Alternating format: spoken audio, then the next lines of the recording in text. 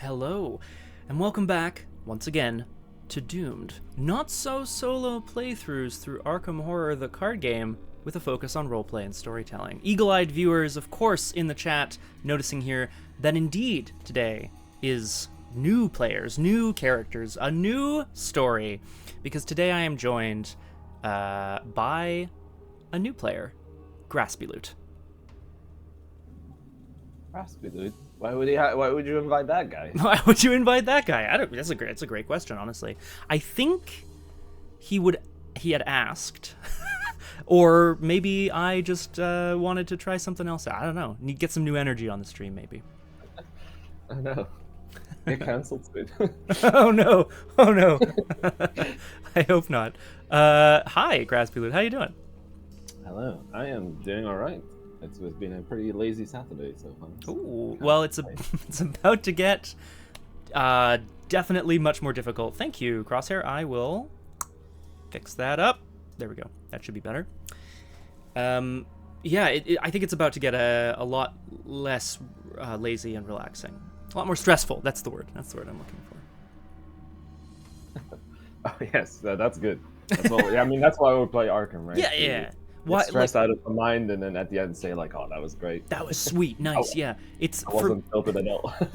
For me, it's the equivalent of not a like yes, a roller coaster, but also a roller coaster where at the end you get put into a machine that just spins you around and you feel really ill. Like, so it's both the excitement of a roller coaster and the horrific flipping around nausea sensation. That's Arkham for me. Hell yeah. I do like why, it. Who needs Planet Coaster 2 when you have Arkham Horror? Exactly. Beyond tabletop simulator. Right, exactly. Yeah, who needs Planet Zoo when you can go to a place that has all the snakes that you could want? Look.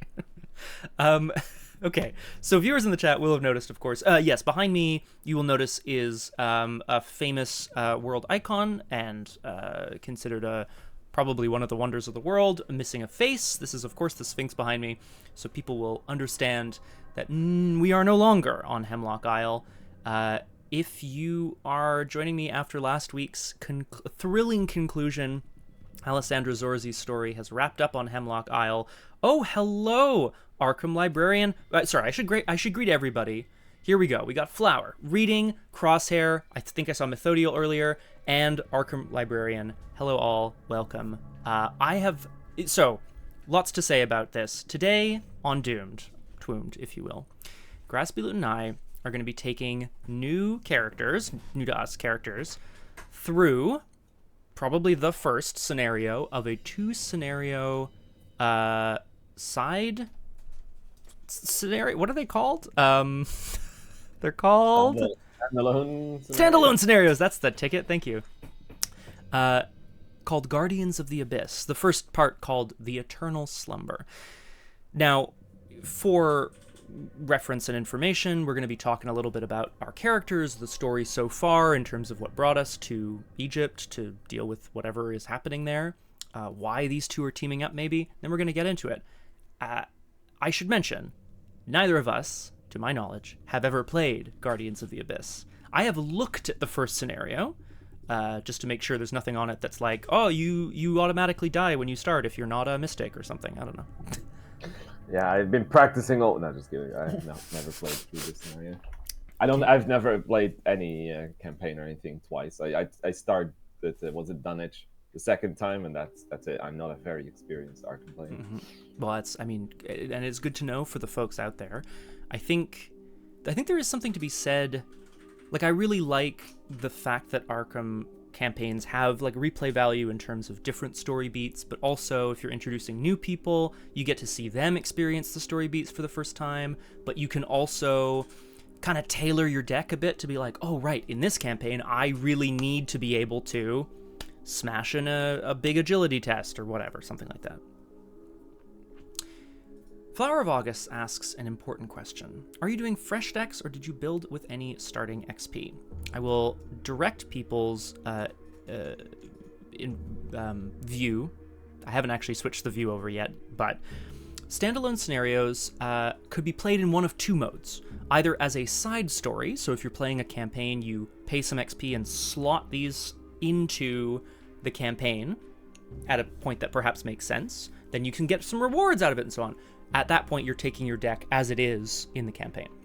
Or you can play them standalone. If you play a scenario standalone, this I think came up ages ago on Doomed when I did some things solo.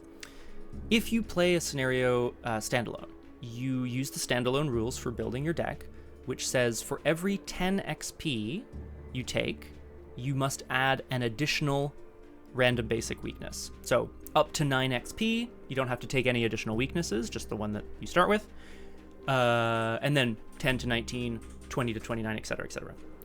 Yes, so as Crosshair points out, yeah, in theory, you could just build a deck that's almost all weaknesses and 200 XP. I mean, you could. I don't know why you would. Oh, actually, no. I was already thinking we went a little crazy, and then and then we're going, oh, now we're talking real nuts. Of course, weaknesses don't count towards your deck size, so in fact, you'd still have a deck of, you know, all the best XP cards, and also about 8,000 weaknesses. But to answer your question, Flower, we have spent XP on these decks. Graspiloot, do you think it's better to tell people how much, or just, I don't know? I think it's fine, right? Yeah, I think so too. It's your stream. It's my stream. It's my stream. I'm going to do what I want. We have decided, and I'll talk through my reasoning for my character anyway. We've decided to play these side scenarios with 39 XP. That is a lot of XP, first and foremost. Almost as much as I think you would reach by the end of a campaign. Possibly even a little bit more. It's a lot of XP. It also means we're going to be starting with 4 random basic weaknesses each, which is a lot. So that's fun. The reason for that, personally, is... Again, we're going to talk story here in a moment. Might be enough. Okay, Arkham Librarian is in here saying that this is going to be a challenge, which I like. Yeah, the reason for that is, and again, we'll get into the story here in a moment, the investigator I chose to play and the cards that I wanted to play, the deck archetype I wanted to play, just got hit with a bunch of taboo, sort of extra XP costs. So my 29 XP deck basically jumped to a 39 XP deck without me having to do anything. So I was like, well, I guess that's how much we're taking. And Graspiloot... That was really funny, because we were discussing whether 29 or 39 XP was enough, and you had 29, and you're like, okay, let's apply the taboo, and you picked all the broken cards, apparently, and it went up to 39 XP. Which, I mean, it's unfortunate for me, because I've never played a deck with this kind of archetype before, and again, we'll get into what that is momentarily, but I just think, yeah, it's unfortunate to me that I'm like, oh, apparently this is so busted, and I've never played it before. That it requires a whole bunch of, you know, it requires a whole bunch of extra punishment. So that's great. I think it is about time to jump into the story. So who are we? What's going on? I'm going to switch the view over so people can see. This is 2 scenarios. I imagine we're going to get through one or maybe even just part of the Eternal Slumber today. We will see. Ah, delicious. Okay. Graspiloot. Before we do the drawing of the weaknesses and so on, I think we'll talk character a little bit, and then we'll do weaknesses, and then we'll maybe look at the intro and kind of figure out why we're both here in Egypt. If that works. Yeah, you know, that's what we like to do, right? I always like just check first for a second. Like, why would our character come here? Yeah. I mean, literally, just get off the plane and go, well, why am I here? Crosshair also, of course, has noticed the newest TTS mod upgrade has added a bunch of really lovely stuff, including class-specific playmats, which I am absolutely chuffed to bits about. I think the Mystic one in particular looks a badass. It's a very dazzling, all the stars. Yeah, it's so nice. That. I really like it. You have the fire axe. I've got good memories of that one. Bloodied fire axe. So I will be playing for this couple of side scenarios. I will be playing Darrell Simmons, the photographer. Let's have a quick look at him, and then I'm going to read his intro, and I'll talk a little bit about what I'm thinking here. Darrell Simmons, the photographer, has 2 willpower, 5 intellect, 2 combat, 3 agility. He's a reporter, 6 health, and 8 sanity. The truth is darker than any of us know. Because, you know, That's how he does. He begins the game with Darrell's Kodak in play, which is, of course, the camera he's holding there. We'll look at that maybe later when it's useful. He has an ability that says, during a skill test at your location, spend an evidence from an asset that I control, reduce the difficulty of this test by 2. So, which we can see right away, I think, you need to be able to spend evidence in order to reduce test difficulty, which is good because reducing the test difficulty is akin to raising your stat value, but if you reduce the difficulty of a test to 0, it's quite easy to pass. His elder sign is +1, place an evidence on an asset you control, so he likes to collect evidence because he's a photographer. Even while growing up in Arkham, Darrell always knew that there was something not quite right about that strange little town. After graduating from high school, he went to work for the Arkham Advertiser as a photographer, and in the years since, he's scoured every inch of the city. But on one fateful night, he saw something truly indescribable, a horror that shook his world to the core. His editor says he was just seeing things, but he knows the truth. With his trusty camera in tow, he will not rest until he has captured photographic evidence of the horrors that dwell in the shadows of his hometown and beyond. Just one good shot is all he needs. Is Darrell the kind of guy, you know, with like the shots of like the what's it called, the Yeti and stuff, like with the very blurry photos? Yep. But he'll go to his grave swearing that he didn't fake that Sasquatch video, right? He's like, no, it's not a guy in a suit. If you stabilize it, it doesn't look like a guy. I swear, I saw a Yeti. I swear. I think I agree. And that is his jam. So Darrell, again, we're gonna look at maybe the intro to figure out why we're here. That's there it is, reading aloud, coming in hot with the real conspiracy theory. It's a Sasquatch in a Sasquatch suit. Double bluff. So Darrell, I think what's important for me story-wise here is that he's a photographer. Yes, he works for the media.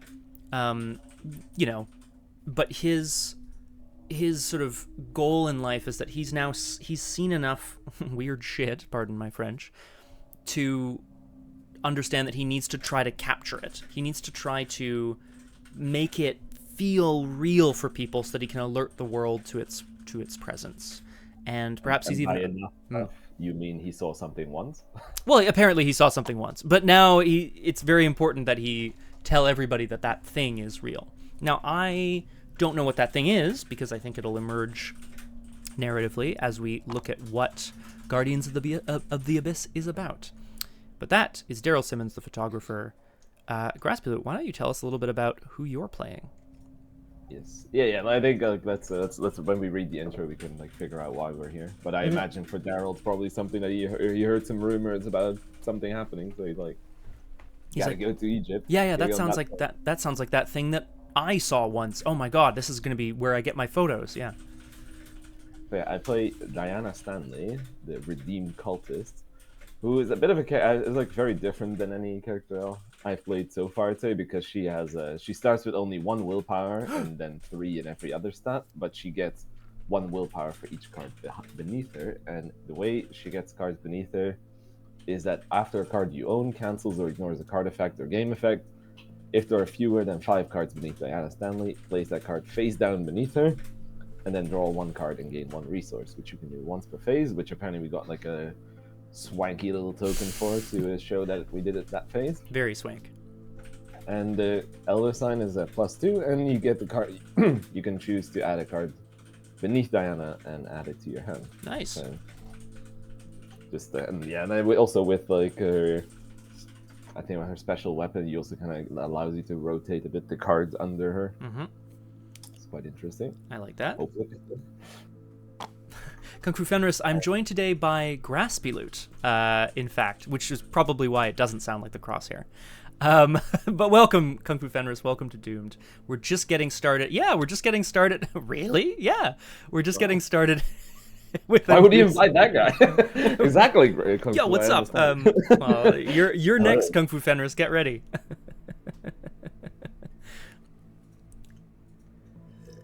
So Diana has quite a large deck size with 35. I thought that was quite interesting. But yeah, she's in her deck that I think is fairly standard, Mystic cards and then She gets to take a little bit into Guardian. Okay, to protect other people. Exactly. Which hopefully Darrell in this case. So, and you get to start with the Dark Insight card, which just is like basically a free cancel for a weakness or an encounter. And we have a lot of weaknesses, so that's not bad.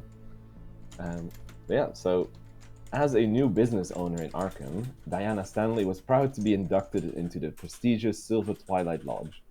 Her joy has since turned to dread. Ooh. Her admittance into the organization was fantastic for business, but the weekly meetings have grown more and more disturbing. After witnessing strange rituals and terrible secrets, Diana has become suspicious of the Lodge's true nature. Now she is convinced that there are terrible forces converging on Arkham, and that the Lodge is somehow involved. Diana has resolved to take it down from the inside, regardless of the cost. Sheesh. Now, obviously, Egypt is not in Arkham. Not yet. Famously. I have to think, or maybe, or the other way around, I should say. I have to think about that. Really, why would she go to Egypt when she like dealing with the silver? But the Silver Twilight Lodge has its claws everywhere, maybe. So Exact. I was just about to say, it feels like, as far as like a cult goes, this might be a widespread phenomenon. I feel like we encountered the Silver Twilight Lodge or Rita encountered them in the Circle Undone, and I feel like Crosshair and I encountered them in one of our recent campaigns, Cyclopean Foundations. Although that might have been a different cult, I don't know. There's a lot of cults.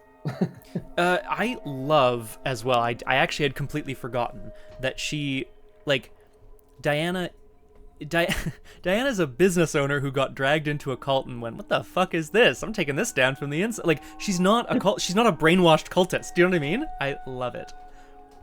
I mean, I guess that's how they get you, right? They your business, all of a sudden you get rich, and you're like, "Oh, that's pretty chill." I'll take the good with the bad, I suppose. But Diana's like, "Yeah, nah." No. Come on, we're not. That's not that. Yeah, that isn't how this is gonna work. Also, I like in her. I will spoil one thing about my deck, and it's she has the sword and the candles in her hands, and that's how I hope my hands are gonna look like in this game. I have the two hand items I have is the blade and the candles. Perfect. Well, hopefully the candle will give her the strength she needs to confront the darkness. That's my hope. I too hope that. So we can sort of see, I think, we'll have to talk about how on Earth these two work together, but I can kind of see how each of them would want to confront the mythos. Diana has, I guess, maybe I don't know if she learned her powers from the Silver Twilight Lodge or if she already had some sort of training in the mystic arts. It's fascinating stuff. Yeah, I think in my first kind of impression is because at first I thought oh, maybe she got hired as a bodyguard, but she's more like a business owner, so I don't think that fits necessarily as well. But more, I think that maybe if she knows that Darrell was researching things and looking into things, and she heard about that somehow, and he's like, okay, but if he can provide, he wants to provide evidence, and evidence is perhaps good for my goals as well, So I'm trying to help him discover these rumors and get some evidence of these of weird stuff. Yeah, no, that makes perfect sense to me. I love it. Okay, cool. And I think, just from a mechanical point of view as well, I think we can both agree Diana seems boss. Really cool, really interesting ability. Yeah, I always it's a bit with Diana. The one thing, and I also have to keep in mind with deck building, and I hope I did a decent job of that, is that I think it's really easy to get too hung up in her gimmick. But obviously, and that's also why the gimmick needs to be strong, is that her gimmick doesn't actually directly allow you to win the game, because usually to win the game you need to kill things and get clues, right? So her gimmick doesn't really do that. So you still kind of keep in mind okay, how the hell am I gonna kill things? Just canceling attacks is not gonna be. Yeah, she's pushing. That's it, right? For me, the story, right? She has the ability to push back the forces of darkness or mythos or whatever, but then how is she actually going to, she says, expose the cult from the inside, or actually unmask them? There we go. Indeed. Very cool stuff. Roger Twy is here. Roger Twy, hello. Welcome to Doomed. Wonderful to have you with us. I am indeed today joined by a special guest, a sultry-voiced Graspiloot. No, you have the sultry. Well, I mean, that's possible too. I assumed Roger Twy thought that I was ventriloquizing, like projecting my voice. So that is definitely the logic. That's definitely the logic, yeah. What an idiot. Okay, all right. Before we look at the beginning of the scenario, it is time for us to do the ritual drawing of weaknesses. Oh, thanks, Roger Twy. How kind. Thank you, Roger Twy. And hello. Ooh, so... Hello, everyone. I would be a terrible streamer. Yeah. No, okay, come on. You think you're a terrible streamer? I'm the one on camera. Okay, doesn't matter. So we, as mentioned before, because we're taking a bunch of XP, which means we have to take additional random basic weaknesses, what we have decided to do, as opposed to the usual ritual, draw 3, keep 1, for story purposes, we are going to draw 8 and keep 4 from the entire pack. I have removed ones that we aren't allowed to take. So specifically, there's weaknesses that are campaign mode only, we can't take those, and ones that are for specific classes of investigators, which we are not. Yeah, exactly, Crosshair. Yeah, I think I like the sort of, one weakness per campaign thing, but eventually we're going to run out. So here we've got the entire being basic is my weakness. It's quite good. Yeah, I imagine there's they add a weakness and basic bitch, and that's just it. Perfect. That'll be the next campaign is set in Arkham mob times, and it's just basic. It doesn't allow you to wear a stylish coat. Rude. Yeah, it takes your body slot, and it's anyway. Okay. Hey, do you have a preference as to who goes first here? No. We could in theory split the deck, right? And that is such a good idea. And then that way we don't necessarily get the same. Good idea. Ooh. Okay. There you go. Boom. So I'll add the mystic one to this. And and I'm gonna add a survivor one to this one. So we're drawing 8 out of 23, which is almost a third of this. You could go first. I will. I'm going to draw 8 of these guys, and then we're going to decide what makes the most sense for Darrell. Uh-oh. Okay, I see a bunch that I don't love. Me, overzealous. Okay, so let's talk. Darrell is a survivor, a researcher, a photographer. He could have a gammy leg. I don't... He could have made a dark pact with someone. These are all very possible. Your worst nightmare, I have not I think that one's okay, because that one would actually be worse for me to have. Yes. So this one I think looks pretty okay. Oh, to get. Thank you, Flower. Dark Pack is also campaign only. I must have missed that on my go-through. Unspeakable Oath is as well, but... oh, what? Shit! Okay, yeah, look at that. So, gone. Boom. So I should have taken those out, Graspiloot. That's on me. Let's... oh, no, I have to choose from this pile. No, I'll draw a couple more. Okay. So, right away, for me, the most flavorful things here would be, Panic, because he's a survivor and not someone who's used to, actually fighting things. Aticophobia is a fear of failure, which he would also, I think, be afraid of. Your worst nightmare, which, can I just say, this is horrible. So your worst nightmare is a monster that preys on you, but you can't attack, damage, or defeat it. So you can just try to get away from it, and you have to let someone else help you. Yeah, I think that one's okay, because I'm the one meant to be dealing with monsters anyway. Yeah. No way. Because I can still engage it, right? Yes. Oh yeah. You can. Yes, exactly. You can. It doesn't automatically engage you. So if it was at your location and I wasn't there, it would still try to hunt towards me. But you can still, you can engage it and fight it. I think as a journalist, stupor is also makes sense. You know. This guy. Parley, draw, or investigate. Oof, that's hard. But I think you don't have a way to. Do you? I don't think you have a way to heal. I don't have any horror healing yet, but I do agree. I'm just trying to see if there's anything else here that makes more sense for him. But I don't think so. Internal injury implies to me that he would have like been in a big fight or something before. Overzealous is like, you know, he's just Overzealous so always excited works. to blow shit up. Overzealous basically works for any character. That is true, but oh my god, I hate it. It's so it feels so bad. It's another card that you want me to deal with, basically. Ugh. 'Cause I have like ways to cancel encounters and stuff. Yeah. I'm going to take the top 4 actually. So just to be clear, that's your worst nightmare, stupor, panic, and atychophobia, a fear of failure, these all kind of make sense to me. Stupor here, I think, as opposed to Joe Diamond, who was like day drunk all the time. Stupor here, I feel like, is more maybe the heat is getting to him or something to that effect. What a legend, Joe Diamond. What a ledge. Oh, Joe. Yeah, okay, so I'm shuffling those in.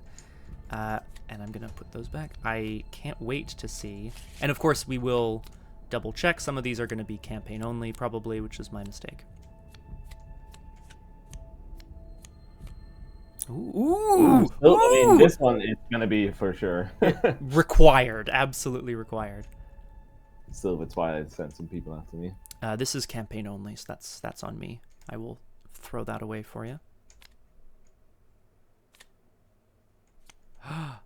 That's why I don't want this one. I was already saying that my deck is kind of expensive. Mm-hmm. But she can make money off of her off of her spells. No, I kid. This one, I mean, this is. Oh, that's one pretty fitting. Yeah, just don't reveal any tentacles. I'm sure it'll be fine. Like, I don't want to overdo it on the. I mean, this is a mystic only, so I'm kind of like, how often am I going to draw this one, right? So like, I'm kind of tempted. Mm-hmm. It's a good point. And it's like with the like extra chaos tokens, actually could have like very interesting interactions with Diana. Yeah. So plus, it's a 2/2/2, which is not like it's not scary. I will say, Arkham Librarian points out, and I think the emergent narrative of Indebted and Mob Enforcer in the same spread is very funny. I'm not saying you should take those. I just think it's very funny that, like, as a business owner, she's like, uh-oh, I really needed the Silver Twilight Lodge's help, and now they're sending the mob after me. Like, it's kind of fun. I mean, that is pretty good. It's a lot. I mean, it is a lot. I think Indebted is just a bit like I just can't afford the money. I think like obviously role playing comes first in theory, but like man, I just be screwing myself for no reason. we can justify anything story wise, to be honest. True. I like those enemies. I realize this is tough, but I do think nihilism feels very cool to me. Feels very mystic, honestly. Yeah. I mean, like, you know, you stare too long in the abyss, right? Like, the abyss stares back. Very good. Yeah. And this one feels like really bad with considering how many weaknesses we already have and like putting it back into the deck. Another enemy, yeah. Oof, and like it's another enemy and one that keeps going back. So I will point out, just as a personal opinion for people in stream, I think the thing that follows is a very well designed, flavorful weakness. It's a monster that spawns as far away from you as possible. So if you've ever seen It Follows, this is that, but in Arkham. So instead of defeating it, it just goes back in your deck, and it keeps popping up as far away from you as possible and hunting towards you. Very cool stuff. I'm glad to I'm in the mob, Egyptian mob. Yeah. The Egyptian mob. I kind of tended for reckless. Yeah. I mean, maybe I'm also like looking a bit here, like besides roleplay, I'm also looking a bit here, like what's not too bad for me. I mean, because, that's like, why we're drawing 8, right? Yeah, I don't have that many skills, so I'm kind of like, this is not too bad. So what does... Hang on, I actually just need a reminder for myself. What does Reckless do? It is a skill. You commit it to a skill test you're performing, so you can't commit it to me. You can't commit anything else. If it fails, it comes back to your hand. Okay, fine. So you need to, like, try to get rid of it. And if it's in your hand at the end of your turn, right, it loses you resources. Okay, interesting. But hopefully, you just commit it to a test that you pass. That's the hope, right? Yeah, I'm dancing between the Mob Enforcer and Reckless. If you want to shuffle those up and take one at random, feel free. I think both of those are very cool. I'm Like, honestly, whatever you want. Hey! Oh, we're reckless. I mean, it still makes sense with Diana, right? So they're kind of desperate to this thing, you know? Like, if it's been hard and, you know, you even have to go halfway across the world to find evidence, it's probably not been going that well to take down the cult. So, like, getting a bit reckless to... Probably not going that well. I like it. And that's the doomed motto, too, isn't it? Yeah, so when we loaded in the deck, there's, like... Did it, like, load in 4 random basic weaknesses already? It did. I went through and took them out. Okay. In preparation for this, right? In preparation for the stream, so yeah, you can throw those in there. The snail that hunts. 41 card deck. Yep. Oof. So I told you I was a bit worried about card draw. It's a little chunky. I'll be honest with you. So, we'll read our intro. Actually, first I'll just see if there's anything I need to talk about. It says talked about game modes here, so standalone mode, fine. Additional rules and clarifications. Some things have an explore action. Explore is from the Forgotten Age, which we have played on this cast before. But basically, I don't think it comes up yet, but basically explore abilities draws you cards from something called the exploration deck. Each explore ability indicates a particular type of location that you're trying to draw, so you're exploring to find a place. If a location of that type is drawn, it's put into play and you move there. So the action you spend to explore also moves you to a location. And then I'm sure there's more about, yeah, if anything else is drawn, it goes next to the exploration deck and you keep drawing. If you draw a treachery, you resolve it, and then it leaves the exploration deck. So how does it count as if it was an encounter deck? Because I'm wondering how it like works with. It doesn't count as an encounter deck, right? Yes, correct. Yeah, so you can't affect it the way that you normally affect the encounter deck. That's true. That's unfortunate. Oh damn! Run, Crosshair, run! I like the snail weakness, Crosshair. It's cute. I mean, cute if horrifying. Strength of the Abyss. Okay. During this scenario, resources on the scenario reference card represent the strength of the Abyss. So you can add or remove strength from the Abyss. It has no inherent game effect. Certain encounter cards may grow stronger or change depending on the strength of the Abyss. Beware, as the Abyss grows in strength, so too will the forces set against you. This makes sense to me. Taken by the Abyss. If an effect states that a defeated investigator or ally has been taken by the Abyss, that character has been afflicted by a curse which puts them in a comatose state. So when an investigator or ally is taken by the Abyss... Okay, so we'll try to refer back to this, basically. So if someone is taken, it adds strength to the Abyss. Then, if that card is unique, so like an investigator, or if it has a name like Dario El Amin or something, we add that to the campaign log. An investigator who has been taken by the Abyss is treated as if they were killed or driven insane. Additionally, players cannot play copies of unique allies that were taken by the Abyss. Ooh. So hopefully we don't have any allies that are taken. Because then we can't... Well, because then they're taken. I don't want my friends to be taken by the Abyss. No, definitely not. Oh god, Ooh. how am I? Well, that's really hard to read. That's great. Okay, well, let's try it, I guess. This is the Eternal Slumber. Let's jump in. Greetings. I'm sorry. I know it's been some time since my last correspondence. I'm writing to you now because there is nobody I can trust here in Cairo.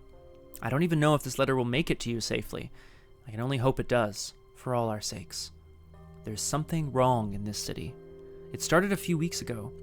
The head curator of the Museum of Egyptian Antiquities fell asleep and simply never awoke. I thought nothing of it at first, just a medical curiosity, a mystery the doctors would solve in due time. But then it happened again. And again.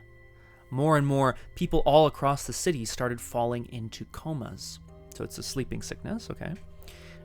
Now it's happening every night. And as I write to you, they are taking my husband, John, to the hospital. I'm scared. I don't want to fall asleep and never wake up again. But more than that, I'm worried that there are people purposefully inflicting this curse on others. And if so, why? Please, I'm begging you. I need your help. Yours sincerely, someone I've never heard of, Jesse Burke. I presume that's Burke and not Busk. Although it's really hard to read, actually. Yeah, it looks the same as the R in sorry. Oh, yeah, good shout. Good shout. Wow, those are fancy R's. I've never seen them written like that. So cool. So who do you think they sent this letter to Darrell or to Diana? That's a good question. I mean, Darrell, I think, is more likely to have contacts overseas, or like know an American who then moved to Cairo, right? The Arkham Weekly, the Cairo Weekly, the Cairo Messenger. But like, what's he gonna do? I guess he like researches things, right? He's a journalist, a photographer, but a journalist. I don't know. Does this seem like something that Diana would like? Is it more likely that? Yeah, I'm just thinking like it is indeed more likely that Darrell would be the one who'd like know something about like, or at least that would know this person and would be like in contact with like someone like that. But there's like maybe more likely that Diana would have some like would be more likely to be someone who you'd ask for help in such a case. Yeah, I mean, because that's it. What do she's writing to Darrell to be like, help, it's a medical emergency, and he's like, okay, have you like called the doctor or a scientist? He's like, it's a mystical emergency, which then you'd like get a cultist for. Yeah, that's fair. I mean, has she earned that kind of? So okay, how's this? Here's a thought. What if we both know her separately? And she's so like we have to suspend our disbelief a little bit. She didn't write two identical letters, but the two similar letters, one of which went to Darrell, who is somebody who can like rally forces and like investigate things, and also wrote to Diana, who may have who is someone who is embedded deeply in a cult that may have information about what this sickness is or this curse, but also Jesse knows that she can trust Diana. I counter, like, let's say that maybe because we mentioned before that Diana and like the reasons why Diana and Darrell might be working together. What if they had already been working together for a while and they know each other for a while and they know Jesse? Like they already knew Jesse before they went to Egypt, for example. Through some sort of some sort of previous investigation what they looked into, and therefore Jesse is writing them because she already knows both of them, because the game doesn't state in like a singular or plural. That's actually a really good shout. Yeah, normally these intros are like you walk like it writes it in the singular, which is interesting always. Okay, I like it. Darrell's investigation into the thing that he saw, whatever that is, your worst nightmare probably, led him to start investigating the Silver Twilight Lodge, which obviously Diana was like, oh great, thank God, an ally. And we're like working to take them down from the inside. And yeah, Jesse thinks that maybe they're involved in some way. Yeah, or Jesse has been like previously did be in contact with her for like because like maybe she's also like she'd been a contact of like either of them in the past, and now she's in Egypt because like she seems to be, well, obviously like the game's based in Arkham, right? So she wrote the letter back to Arkham, so she probably has some connections there. I like it. So yeah, she maybe just already know they had just worked together in the past. Yeah, that makes sense to me. Okay, or cool. even as the Arkham librarian said, like they could know each other from college, and she knows that they've looked into stuff. Then yeah, I think that's like old. Maybe not. They're old friends. Yeah. I was gonna say old friends and like have worked together before on sort of investigating oddities and mysteries. I like it. I think setup is mostly done. I'm just gonna quickly skim through here, gathering counter sets. Will they, won't they, love triangle. Reading aloud. I loved my Rita and Pete will they, won't they. That was a long time ago, so who knows? Maybe. Jessie is married. It's stated that she's married to John. Doesn't mean... Anyway. I mean, when has that ever stopped the love triangle? Right? That's an excellent point. Put the following locations into play. Blah, blah, blah. We begin at the streets of Cairo. I'm just looking through setup here really quick. Set the following cards aside out of play. Fine. Find the 6 double-sided Brotherhood enemies. They have story cards on their reverse sides. So don't look at the back of them. Shuffle them together and place them beneath the scenario reference card, or just away, I guess. Yeah, John's unconscious. What John doesn't know won't hurt him. Good lord. For each investigator in the game, place one resource on the scenario reference card under Strength of the Abyss. So, and then for the remainder of the scenario, that's what the Strength of the Abyss is, or that's the resources. Yeah, so we start at 2. Perfect, thank you. And then I think that was it, because then it said... And that's my contribution to the setup. Perfect. I was just checking to make sure there was nothing else, but it looks like it. So... There's nothing set aside, am I wrong? Yeah, there's set aside thing, like chest here. There's the 6 Brotherhood enemies. I'm trying not to look too closely at them. Flower of August asks a very important question.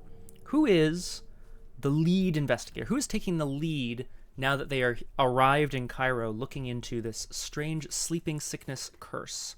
Oh, good evening, Cthulhu. Welcome to Doomed. I'm joined today by Graspiloot. Hello, Cthulhu. I don't have any strong opinions on who should be lead investigator. Okay. I feel both of them can very easily be justified. I tend to agree. I think that what I would like to propose is that Darrell's taking the lead on investigating for now, but that if there comes a time where, say, in the second, let's say the second scenario is, okay, there's a bunch of enemies, help, I'm gonna throw you the lead investigator token. That makes sense. Also, what the hell is this thing? This is Sirloin.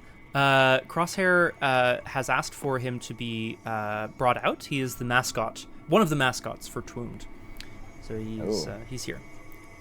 Although I remember him having color, but... Oh, no, I'm thinking of a different model, I think. You can give him a different color. What? As at least it doesn't actually seem to do anything when you give him a color tint. Yeah, what? I'm changing the... Oh, wow. sheesh, that's cool. And that was supposed to be green, so... Oh, I did red at the same time. That's probably what happened. Ugh. That's probably... It's pretty badass, actually. An unlucky charm. All right, let us read the agenda and the act, and then I guess we're just going to dive in here, try to figure out what's going on. Well, here, let's read the agenda and the act, because that might be something. You want to handle the agendas, or you want to handle the acts? Ooh, it's a good question. I am going to read the agenda, and I will let you read the act. Agenda 1A, Jesse's request. Jesse Burke, a government agent who works in Egypt, has asked you to come to Cairo to help her solve a medical quandary. People all over Cairo from all walks of life are mysteriously falling into a wakeless slumber, including Jesse's husband and partner, John. It's up to you to get to the bottom of this strange phenomenon. 7 Doom. Horrible art. I hate it. And that is the worst. And there's an action on the agenda that says, investigators spend 1 per investigator clues, 2 clues, as a group, randomly spawn one of the enemies beneath the scenario reference card, which are the things known as the Brotherhood enemies. So 2 clues and an action, and we can take an enemy out from under the scenario reference card. Yep, and then we'll have scorpions crawling in our ears, apparently. Perfect. Horrifying. Alright, so the curse of endless sleep. As you scour Cairo for answers, you begin to suspect that Jesse's hunch was right. You're being tailed by shadowy figures throughout the city, and several of the people you interview want nothing to do with you. What are they hiding? Forced. After a Brotherhood enemy enters the victory display, flip it over and resolve the text on it on its other side. Objective: find as many evidence cards as you can and add them to the victory display before the agenda advances. If there are 6 evidence cards in the victory display, advance. Interesting. So kind of like, you're finding evidence, and I punch them to death. Well, I'm like, I think this guy knows something, and then I lock him in a room with you, and you, beat the info out of him, probably. I like it. That makes sense.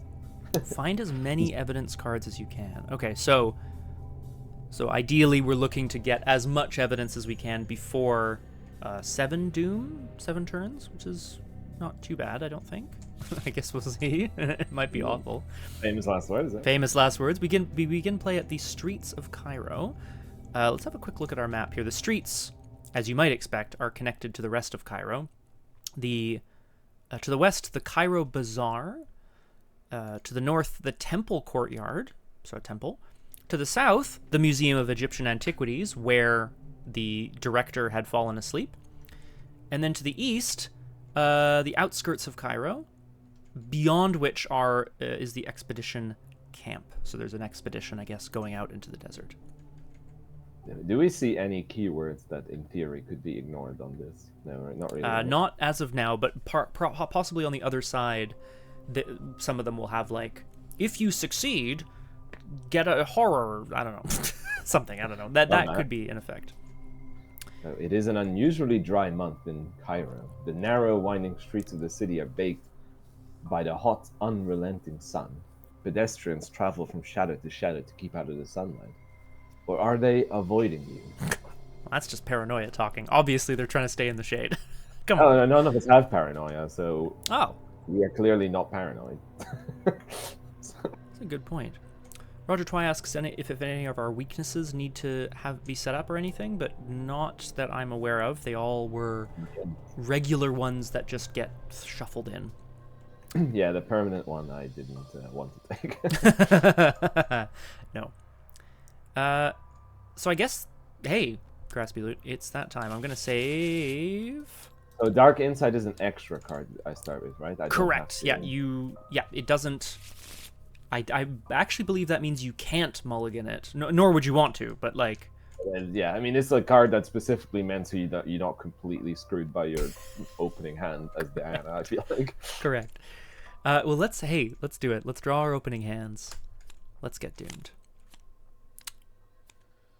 Huh. What a wild start. Okay. Not mad at these things. Yeah, Crosshair, it's almost as if I didn't shuffle. In fact...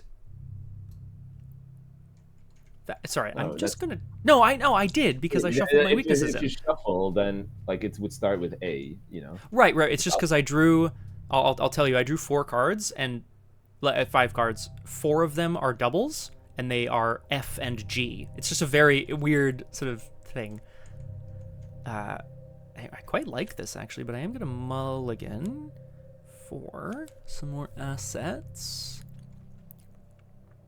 Actually, do I... Nice. Yeah. Let's go 3. That's a good mulligan, and I'm not unhappy.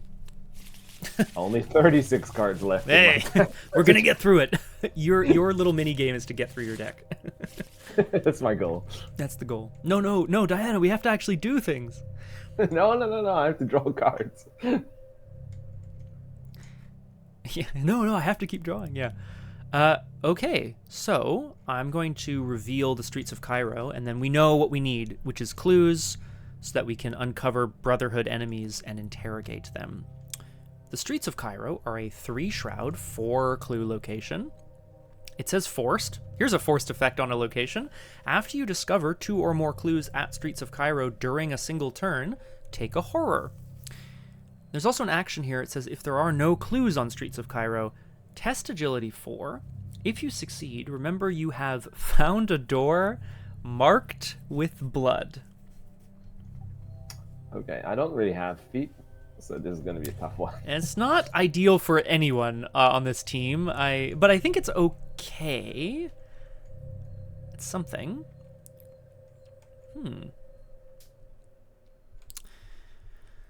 Yeah, to the flashlight emporium.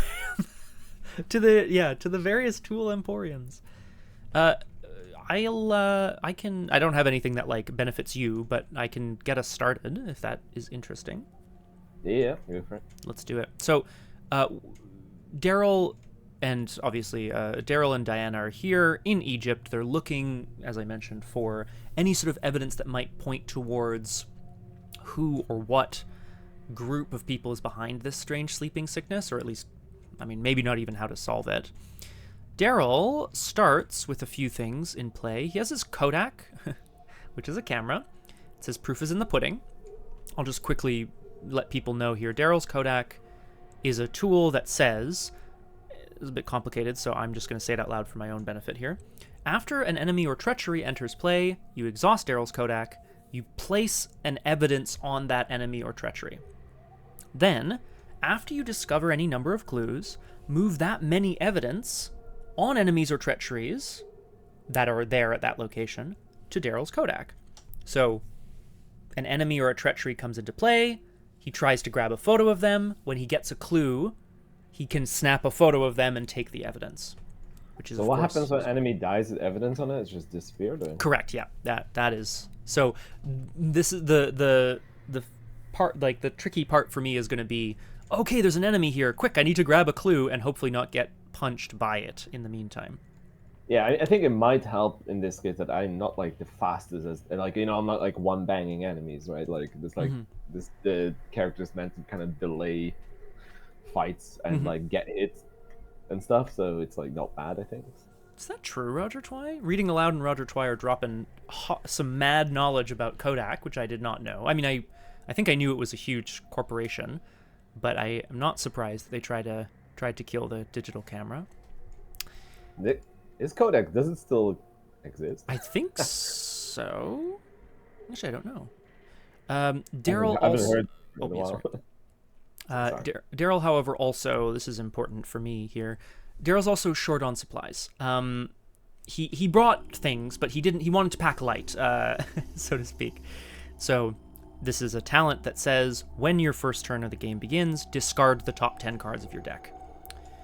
So my hope is that I didn't bring with me some of my horrible weaknesses. Well, that's a great card. There it is. Your worst nightmares in the bin. Resourceful. Improvised weapon, which I'll just take out to remind myself that it's there.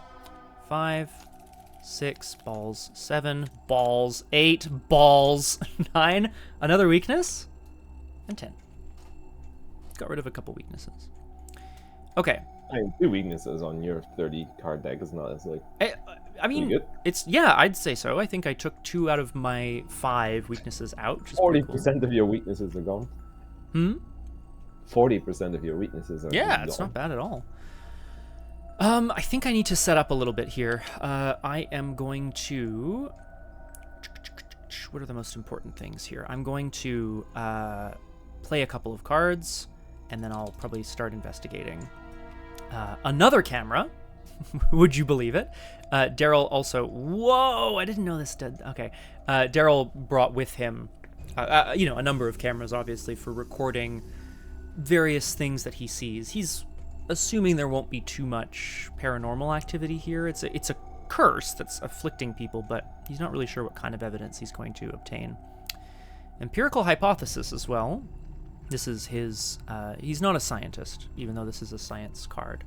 But Darrell is starting to build a theory, and he's going to build it using his evidence. Not a scientist, but he's going to do his best to figure out what's going on. Do you want to dedicate like something that or you want to like every round say what you're going to do, or you want to say like it's this unless we say something else? As near as I can tell, there's now buttons on it, which is amazing.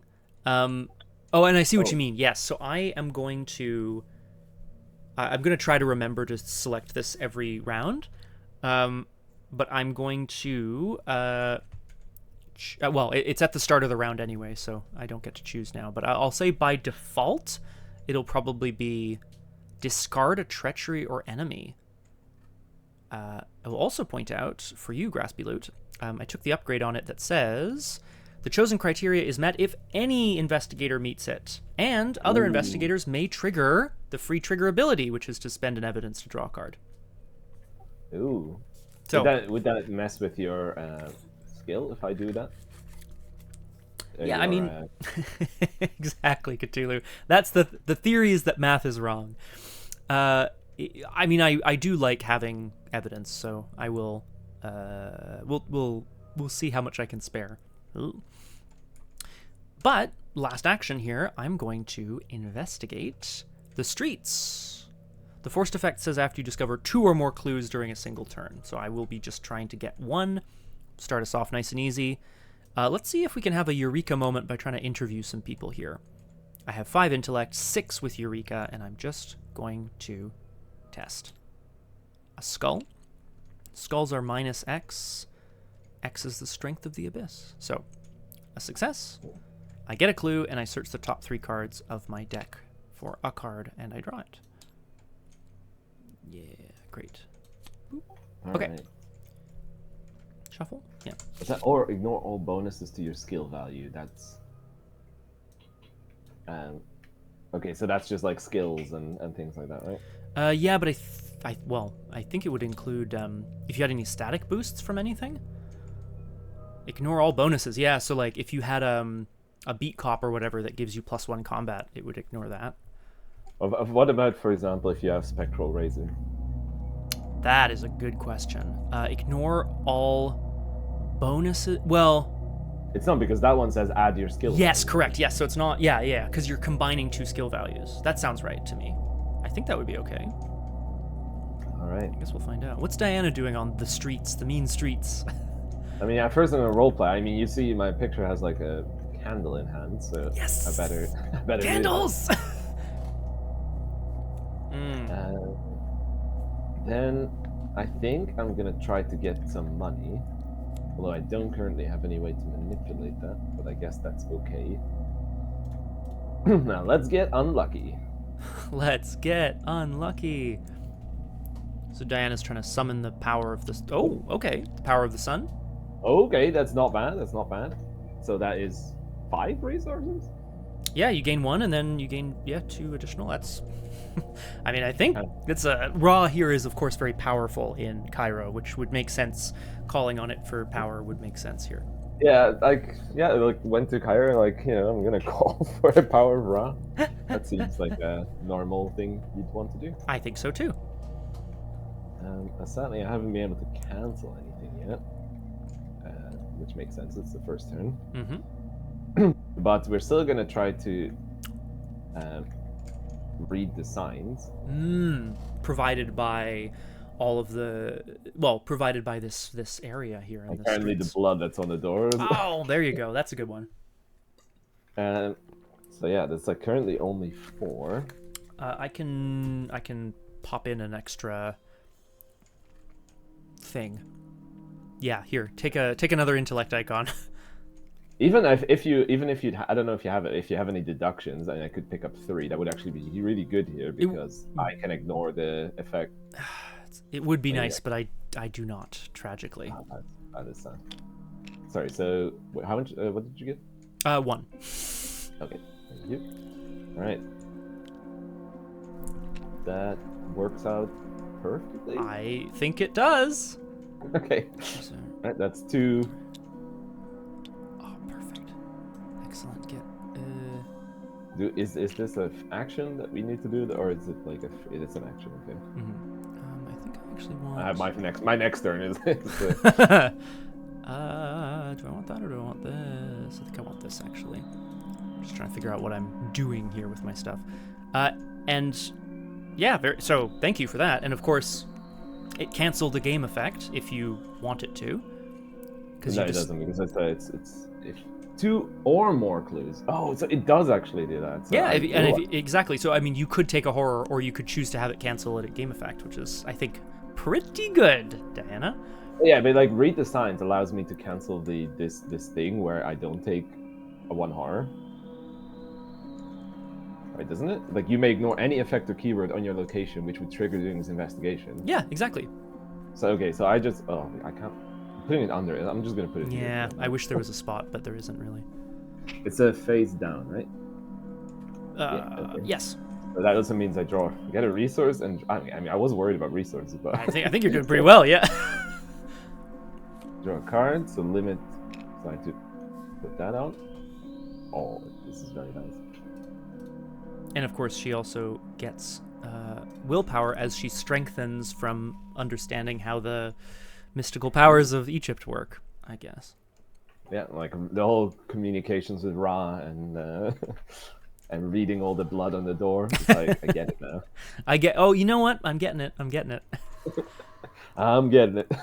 Ooh, actually, I think this is gonna be quite nice. That's actually a pretty good start. I think so too. Yeah. Well, because that 1 extra symbol you gave me actually completely kind of made this first turn very good.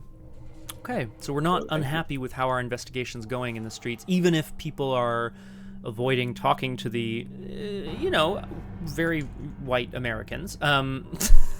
But, you know, that's not necessarily the only thing that's, like, going on, right? They're also trying to, well, yeah, they're suspicious, perhaps, of outsiders. Yeah, and in this time they would hate British people more, you know. So we just like instead of like where Americans now go to abroad and they're like, no, I'm actually Canadian. Now it's like us like no, we're Americans. No, we're Americans. Yeah. Oh no, exactly. I like that actually. That's very good. Let's. I mean, a good start, I think, for Darrell and Diana. They're getting clues. They're figuring things out. Let's go to upkeep, and I'll try to pull out an enemy for you next turn. Appreciate it. It is the top of the round, which means, yeah, exactly, Flower. Time for the encounter deck to hose you. I'm gonna choose discard. Oh, that's the fun part about Diana. Yes, of course, because she wants things to come in and try to smash her up here, so to speak. The empirical hypothesis. So I am.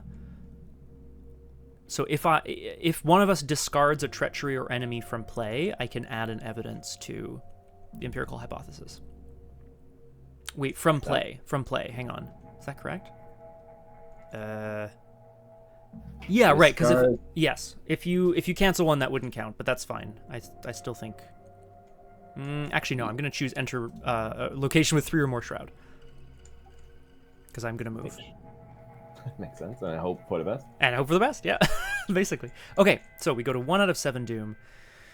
The sensation of creeping dread here in Cairo is palpable, certainly, but Diana and Darrell feel like they're, making some progress in terms of figuring out what's going on.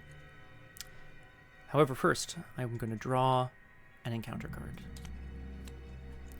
Sandstorm.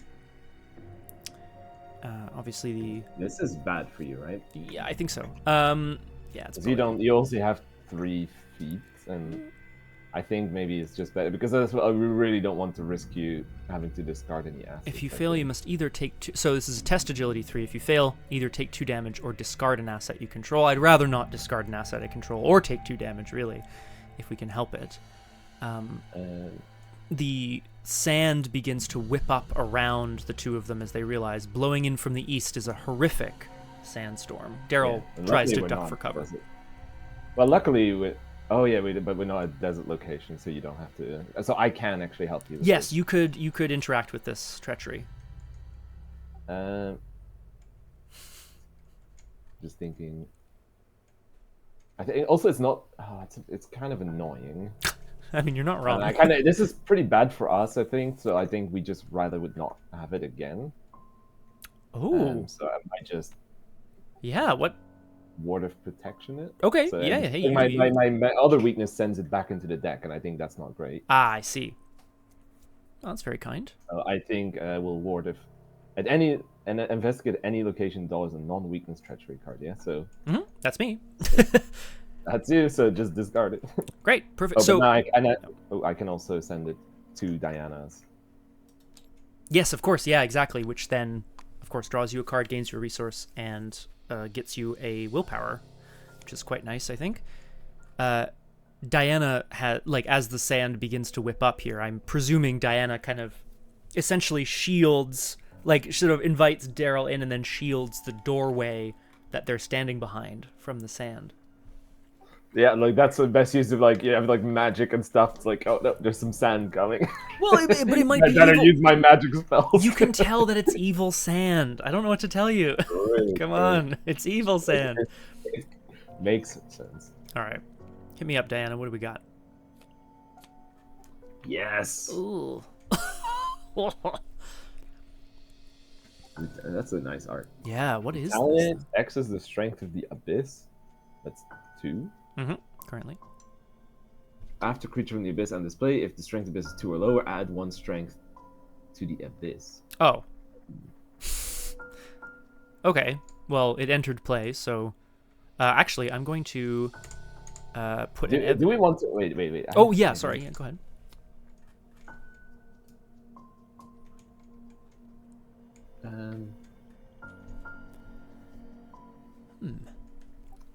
No, I think we can manage it for now. Okay.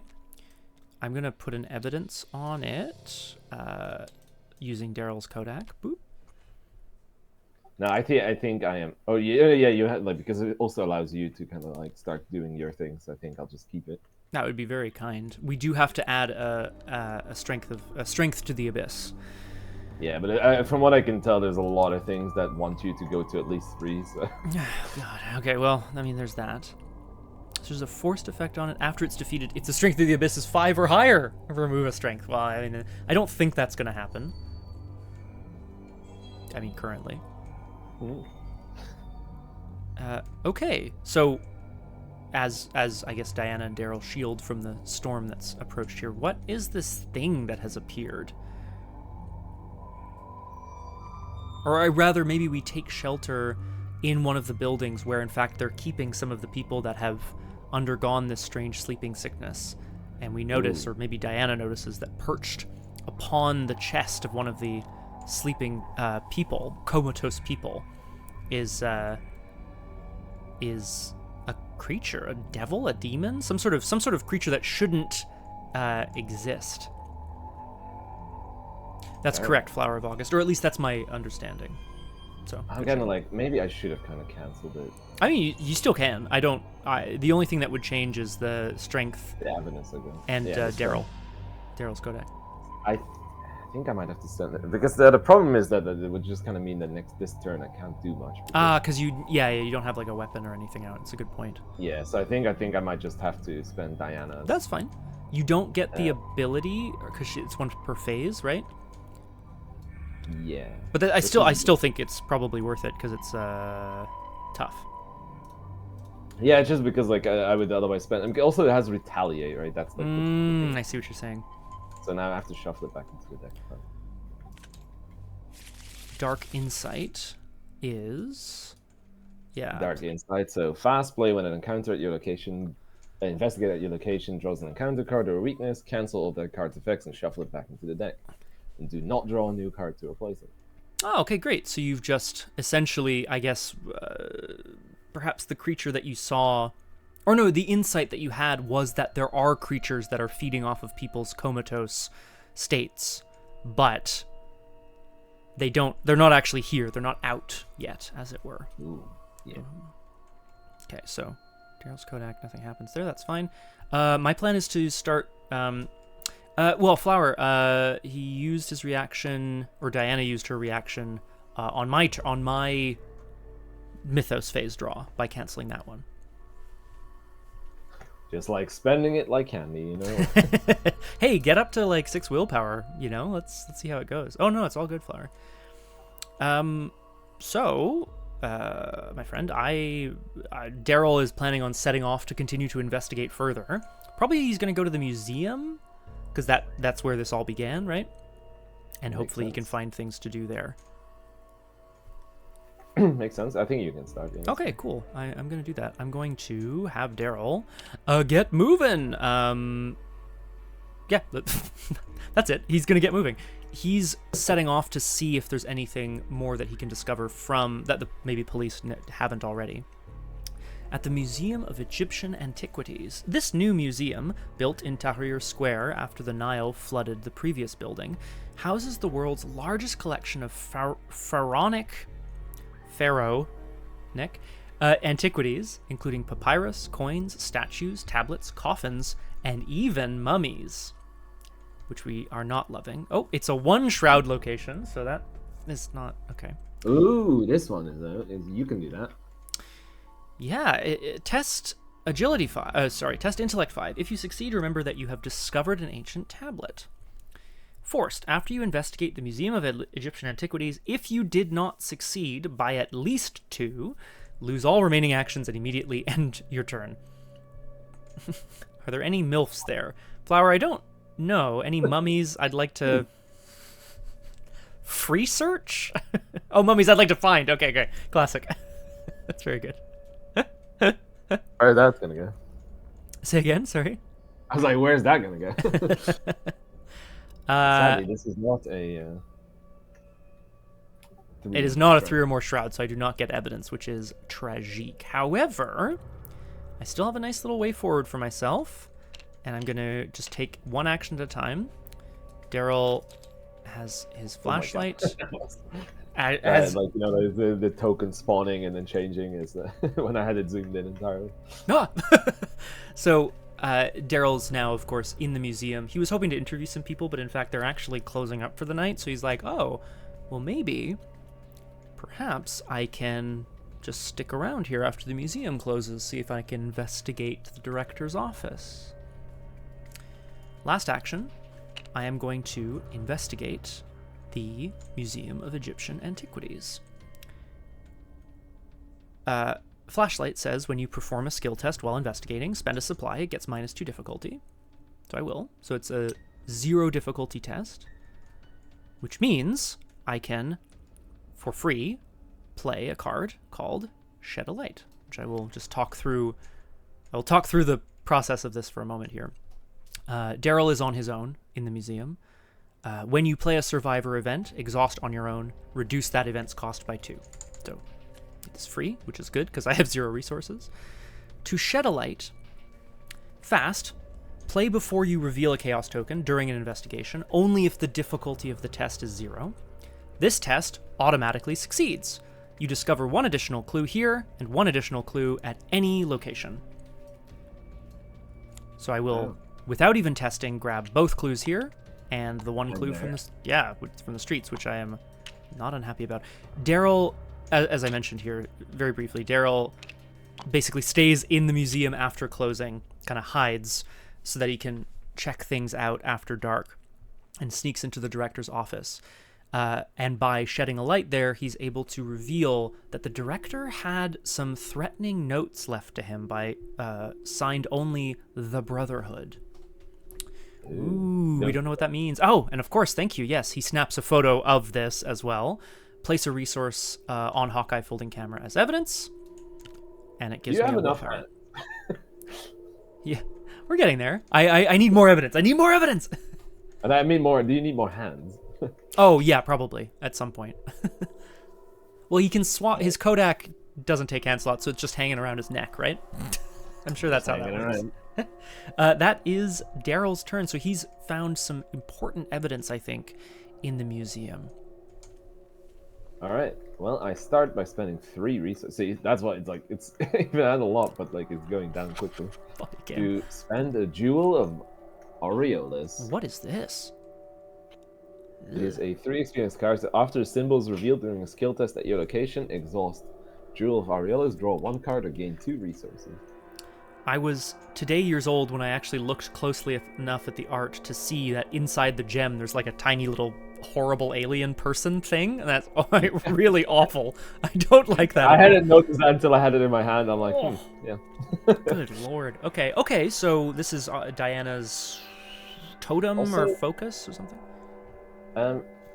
Purely hypothetically, it is like this is not a unique card, right? The wax tapers off an eerie glow and the flame moves as if they are alive. So in theory, could you double fist ritual candles? You could have multiple candles that are ritualistic. Yeah, for sure. Yeah. They're not unique. You're absolutely correct. Yeah. Purely hypothetically. Purely hypothetically. Okay. I think not what we're doing at the moment because I am going to spend 2 evidence. Important reading. And activate Jesse's request as a group, but I'll just spend them for myself, I think, if you don't mind. Yeah, of course, yeah. Randomly spawn one of the enemies beneath the scenario. That's D7, right? Yeah, that's correct, yeah. So I would just, exactly, I would just shuffle until one pops up. Oh, that's the one that started it all. Oh, well, there you go. Spawn Temple Courtyard. Which is the north one here. What is this? Who is this? Parlay. Test 7 faces. You may take up to 3 horror to reduce the difficulty of the test by 2 for each horror taken this way. Wow. If you succeed, add Nadia Nimmer to the victory display. If you fail, Nadia Nimmer attacks you.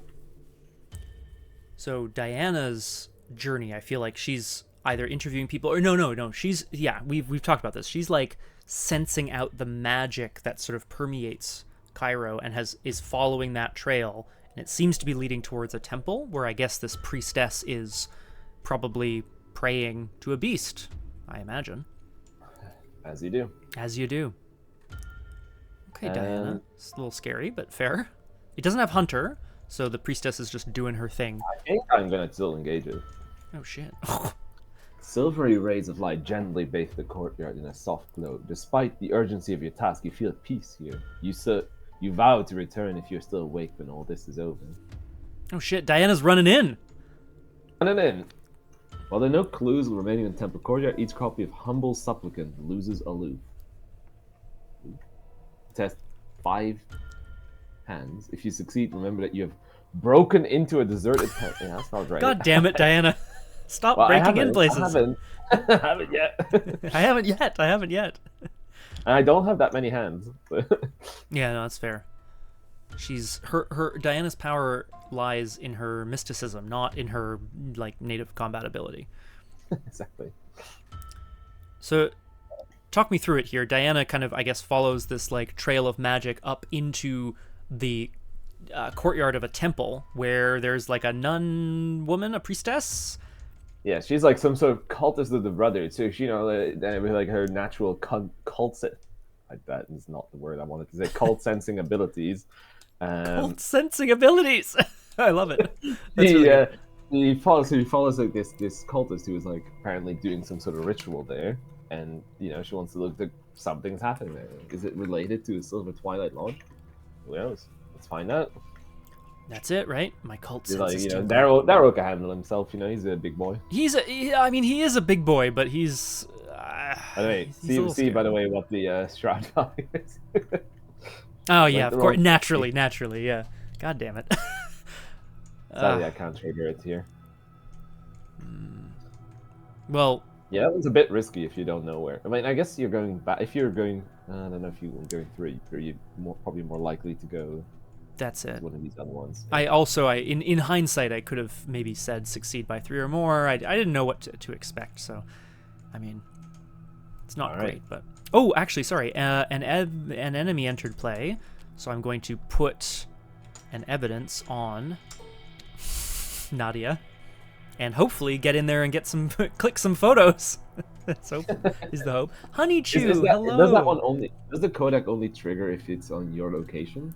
I have to be there. It's like the wording of it is so strange. But after you discover any number of clues, move that many evidence from enemies or treacheries at that location to Darrell's Kodak. So like if I got a clue at range, I could snag the evidence. But yes, I have to be there. You might want to come to me then and like snap some photos.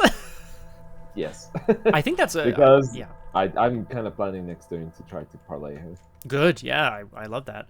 Hi, Honeychew. Welcome to Doomed. Wonderful to have you with us. I am joined today by Graspiloot. Hello. Well, Diana may have had her cult sense tingling, but it's now the enemy phase, which of course means perhaps there is some beating happening. Cthulhu, yes, we are playing the recent taboo, which means my 29 XP deck jumped to a 39 XP deck. Lol. This is one of the broken cards, I think, that you just played, the Shadow Light. It's quite... that's quite good, isn't it? Quite good. Also, like, apparently this cultist lady wants to beat me up. Come on. I've had worse. Oh!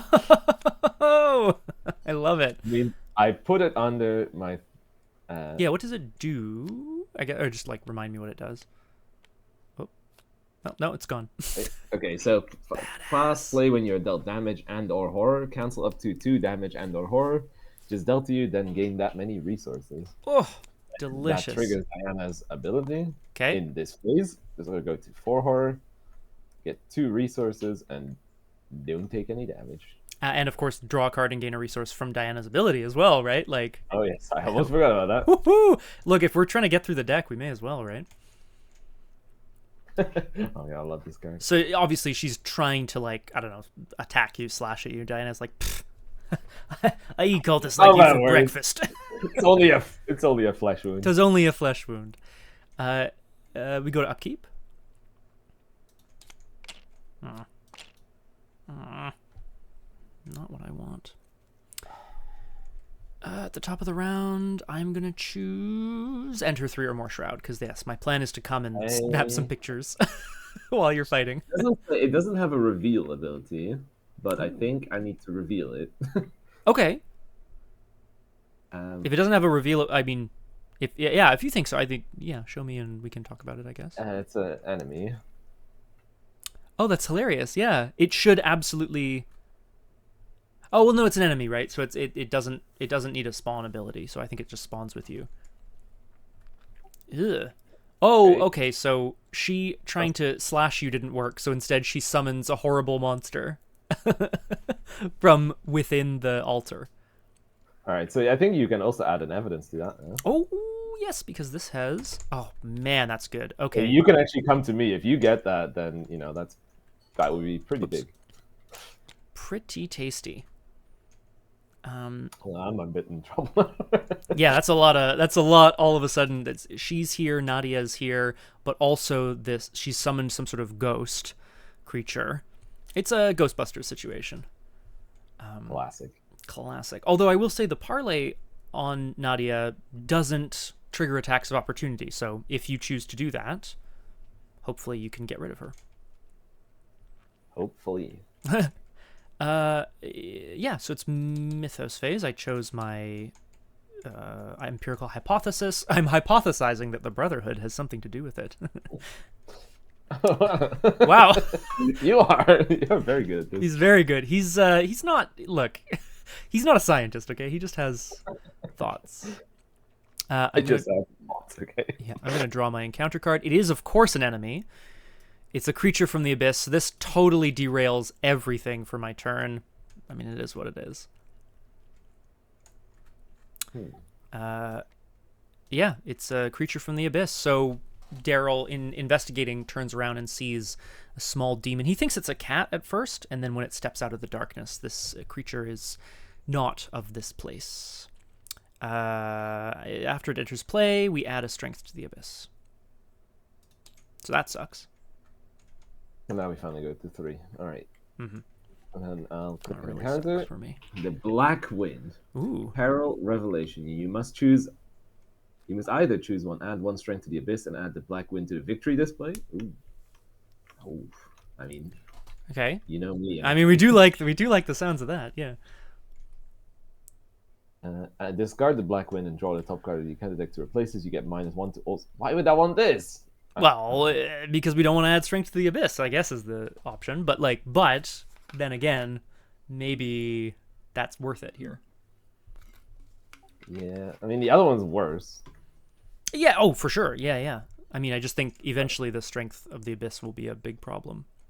Yeah, I mean when we can kill that thing that you have with you when. I don't know if you have a way to escape it, but that one, if we kill it, if it's 5, then I'm gonna have to. So we add a strength to the abyss as well as a dark wind rushes in from the east as well. That was what the sandstorm was presaging. Exactly, right. Cthulhu. If we get it up higher, I can lower it a little bit. Easy. Yeah, easy. Our first XP. Yeah.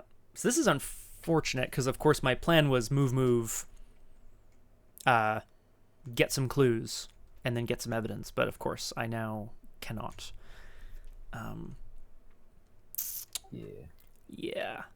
I guess I'm going to try to... I could... What is it? So it's a 4/3/3 currently. I have an improvised... I could... have a improvised weapon here, which would potentially deal 2 damage, but that's not quite enough. So Darrell's going to start off seeing the creature starting to skitter towards him. Thinking quickly, he's going to try to flash the beam of his flashlight into the creature's eyes to startle it so he can try to get away. Yeah, exactly. Flower and Cthulhu are, of course, correct. The strength of the abyss doesn't seem to have a maximum for the skull tokens, so the skulls could just get really, really bad really fast. I'm going to try to evade this creature. My flashlight says, when you perform a skill test while investigating or evading, spend a supply. This test gets -2 difficulty, so I'm going to evade the creature at 3-1, which I wish I could do better, but I cannot. Just checking. I don't have anything in my discard pile that will help here. All right, well, here, wish me luck. Good luck. Oh God, what is that? Cultist. Reveal another token. If you fail, and the strength of the abyss is 3 or lower, add a strength to the abyss. Well, at least that doesn't do anything. But I do have to reveal another token! Ooh! Ooh. Yikes. Yeah, yikes is right. We're already in absolutely massive trouble here. Okay, that's fine. I'm going to attempt to evade it again. At 3-1, and I'll still have an action to get out, move away, which is good. Yeah, 3-1. There we go. That's what I'm talking about. At least it doesn't. It's not a hunter, right? So, is it? Hang on. No, you're right. Yeah, so it'll just... Oh, of course, it's just going to chitter away here in this horrible museum. Darrell's like, what the fuck? And snaps, tries to grab a photo of it, flashes its light at its eyes, and then it's going to run... he's going to run out into... I do like... that we won't get this fight. I know. Well, I mean, for now. We might go back. I am going to run out, though, into the streets of Cairo. Yeah. Which gives me... Would you go to the street of Cairo, or would you try to unlock one of the other ones? Do you think... I should look at the others. Do you think they have 3 or more shroud? You know what? Fuck it. We should know what they do. You have to try, right? Because, otherwise, you don't... Yeah. Oh, yeah, you don't getting it otherwise, then. No, it's actually a good point. Actually are getting it at the streets of Cairo. Well, that's it. Well, that's kind of my thought, is it better to do the devil you know, or to check what the other things are? Okay, I'll leave that up to you. I thought that one didn't have it, so... Yeah, let's go... I'm going to take some risks here. I'm thinking the bazaar might be full of people. And therefore I can escape the Dreamlands creature. The busy streets of the bazaar are packed with peddlers hawking their wares and a raucous throng of patrons. Navigating your way through the crowd is difficult enough. Finding your mark will be even more troublesome. That sounds high, Shroud. It does not. It does not have high shroud. Yes, correct, Crosshair, yeah. So I went here instead of to the streets. While you're at the Cairo... Whoa, Scott. While you're at the Cairo Bazaar, reduce the cost of each item asset you play by 1. Increase the cost of each other asset you play by 1. Action, spend 10 resources. Remember that you bought an old trinket.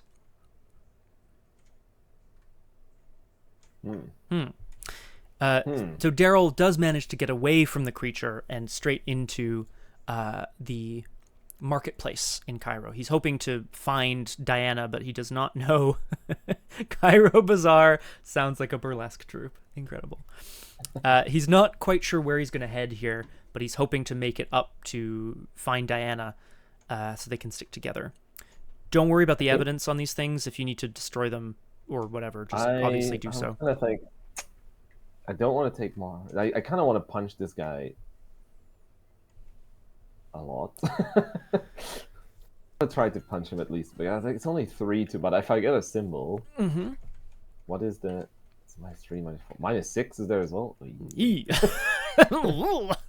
It's true. It doesn't have retaliate, but yes, it does say the first time you reveal a chaos token while attacking or attempting to evade the horror, reveal an additional token for each empty arcane slot you have, which would be 2 additional tokens for whatever that's worth. That is a lot of tokens. Yeah.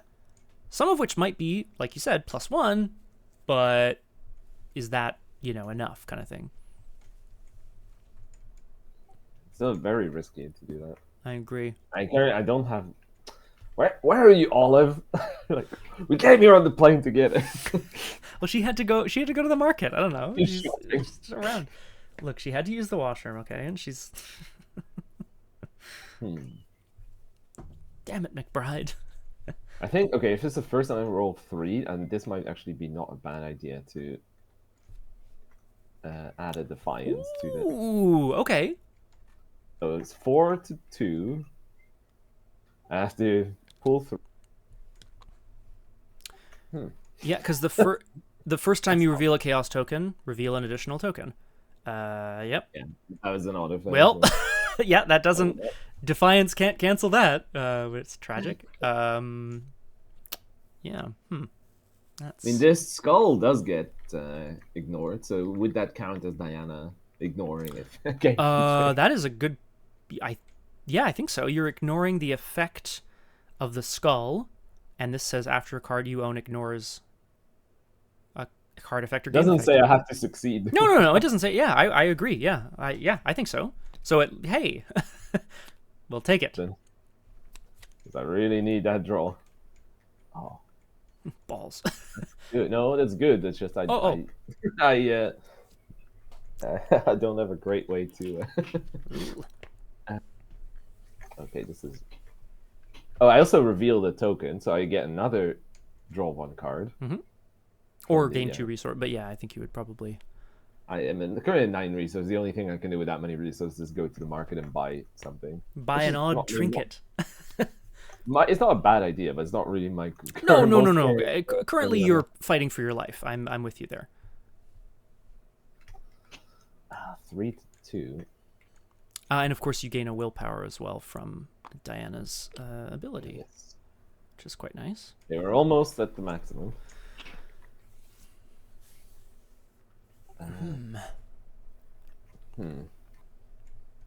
It's a bit risky to try 3 to 2.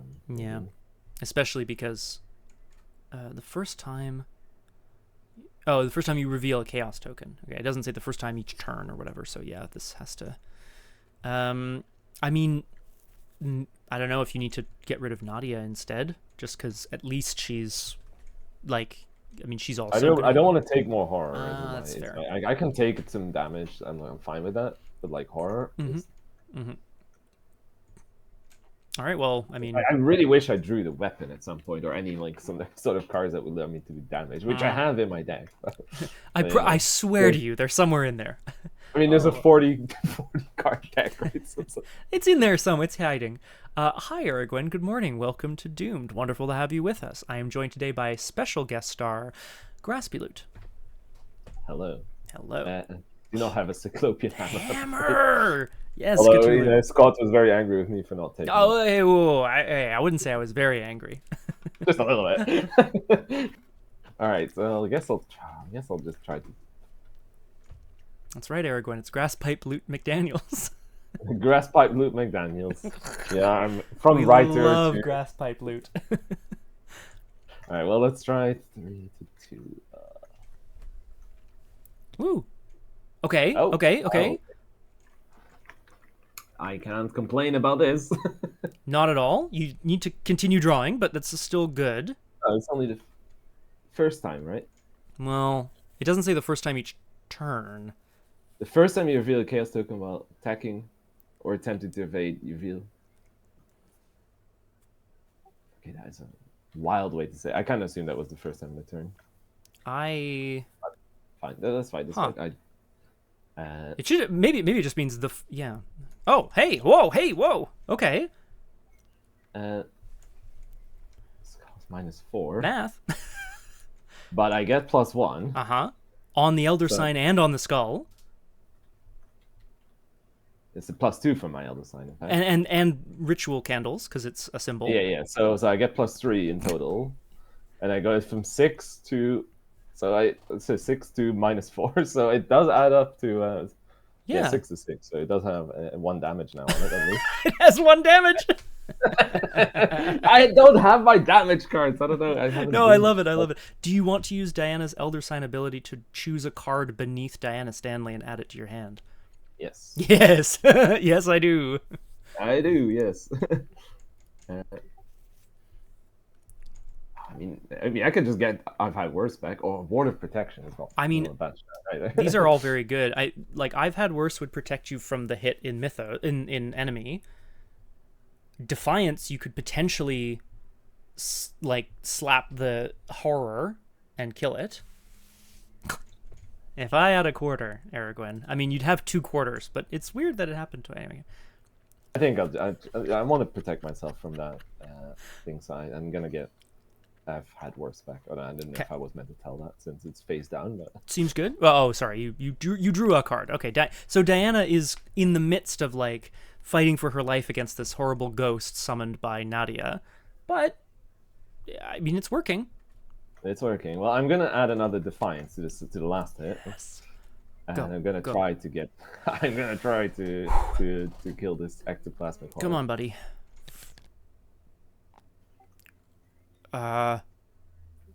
That's 4, 5, 2? I think that doesn't make it, right? I- Because I drew no. No, but you I were at drew no you were at symbols. you were at 4 with Defiance, so I think you're good. That math Oh works yeah, out to 4 me. plus 1. Oh yeah, you're right. You're right. Oh Yay! my god. Okay, like again, just, but still, we'll take it. I'll take it. I'll discard that one. Oh. That was ridiculously hard. Please, game, allow me to draw any. Please, game, I'm begging you, just beat it to death. Like, oh my god, nice job, And it's Diana. like my candle. I'm setting it on fire. Yeah, there you go. You're burning it away. Ghosts are Nadia, afraid of fire, right? Nadia. Sorry, say again. Ghosts are afraid of fire, right? Yeah, So yeah. it's Oh, yeah, for sure. candles. Yeah, she ain't afraid of no ghosts, but the ghosts are indeed afraid of your candle. Nadia just cackles as she sort of like prepares to summon, I don't know, something else, and then she God. lunges at you with a sword or something. Yeah, you know, it's only a flesh wound. I've had worse. Yes, I've had worse again. I could actually buy that stupid trinket now. I will also say it's now the enemy phase, so I mean, you that's could all use Diana's reaction again here. Oh yeah, it is. On, yeah. I mean, this is pure value.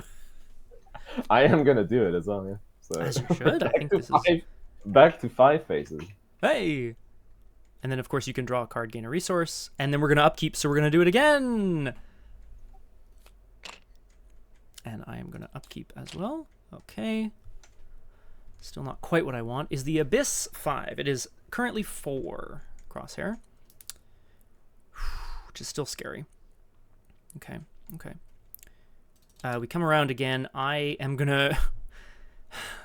perhaps against my better judgment, I'm going to choose, again, enter a location with 3 or more shroud for empirical hypothesis, because my hope is to rush into the temple and snap some photos here really quick. That's the hope. All right. So did we add? Did you go to 3 Doom now? Right. I have not yet. Yeah. So 3 Doom. You're right. Let me draw our encounter cards. Darrell is here in the bazaar, sort of like trying to put the pieces together of like who or what is the Brotherhood, how big is this conspiracy. Diana is at the temple courtyard fighting for her life against some ghost summoning priestess, which I think is pretty badass. Dark Sacrifice. Put Dark Sacrifice into play in your threat area, if there is no copy of it in your threat area. Forced. After strength is added to the Abyss, take a damage no horror. If this effect defeats an ally, asset or investigator, that card is taken by the Abyss. After strength is removed from the Abyss, discard Dark Sacrifice. I haven't taken any damage or horror, so I am so okay with this. And I'm going to add an evidence to it. Sounds good. Yeah, the treachery enter to play. Yeah, cool. I also draw a Dark Sacrifice. Okay, well that's less good, but that's the hope is that we can remove some strength somehow. Yeah. Or is this a cancel for Diana? Is she hoping to not be sacrificed?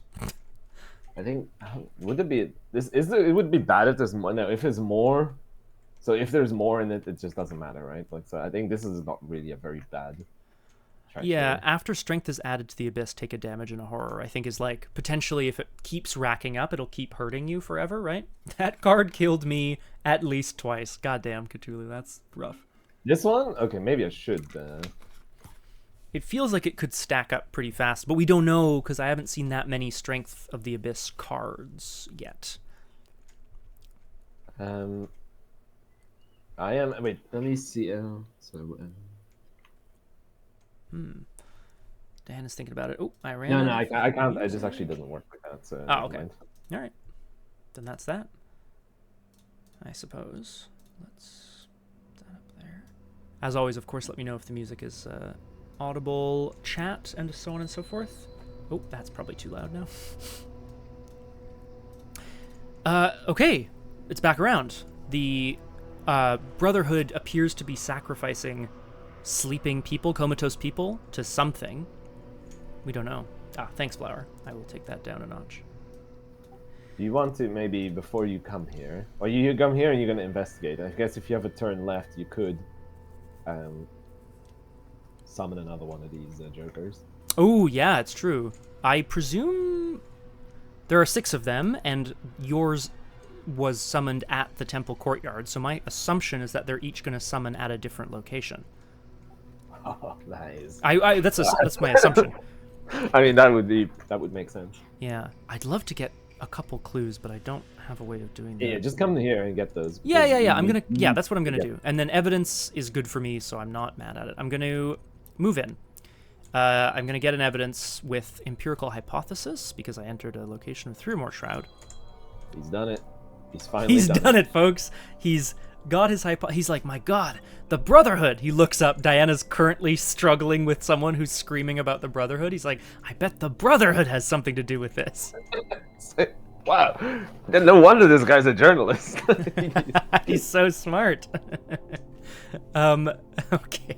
Diana wouldn't say that because she has mad riz. Mad riz. I love it. Look, she has such mad riz. She's become an old white guy. Yeah, and when I turn on the charm, it could light the entire town. But that might also be the ritual candle. Right. Yeah, it could light the candles and the entire town. Cthulhu. That was. I mean, it's a good. I didn't realize this would be quite so valuable here, but we'll see. Okay. It also makes sense you didn't bring any friends to exactly. I didn't. Well, no, I bought 2 friends, and that's like it's been like very expensive. But luckily, I'm a rich business owner. I don't need any friends. Oh shoot, Diana's got a candle. Oh my God, hang on, I have a friend now. Aragwen, this is a standing invitation to hop on Discord sometime and learn the game and talk about the game at some point. It'd be good. Okay, Cthulhu, I'm here. Darrell is thinks he sees Diana tussling with someone and then vanishes around a corner. He is going to try to snap some photos. Yeah, some lady keeps stabbing her, and she's had it's only a flesh wound. I've had worse. Yeah. I'm not even hurt at all. And she's getting she stabs him there's money falling out. Oh my God. I don't know how I meant to visualize I've had worse. I think much like on the card, right? You're just wrapping up you're all busted up from being in, I think, a car crash, and you're just whatever, no big deal. Well, where am I getting the money from then? Suing them for damages? Resources are so weird in this game because yes, they represent money, but they also represent your ability to have resources, things that you have at your disposal, connections, money, stuff, Anyway, I don't know. I'm going to investigate, and I'm committing a copy of Eureka to go to 6. The hope is that we have a Eureka moment here, and we can try to find out if there's any, connection between the Brotherhood and what's happening. That is a success. We love to see it. Search 3. Whoa. There's 2 weaknesses in the top 3 cards. Well. After you discover any number of clues, move that many evidence to Darrell's Kodak. So I'm going to snag the evidence off of Nadia as I snap a photo of her. And we're going to go one more time. I'm going to try to investigate and get the last clue off this location. I know I have to start spawning cultists too. I also want to get stuff going, I know. I think I'm going to... how bad are the tokens? They're pretty bad. I'm only a -4. Yeah, exactly. I think I'm going to spend the evidence off of Darrell's Kodak right away to make this a 5-to-1 test. Okay, well, as Nadia comes around the corner, being chased by Diana, she turns in just such a way that the light catches her, that Darrell is able to snap the perfect photo of her face. It looks like a magazine cover, but this is proof positive that this woman is summoning things. Okay, a couple of things happen, my friend. Hawkeye folding camera evidence. Evidence from the sacrifice, which obviously Darrell is photographing the pile of corpses that Nadia has been sacrificing here. And I'm going to crack the case to gain 3 resources. Do you need any resources?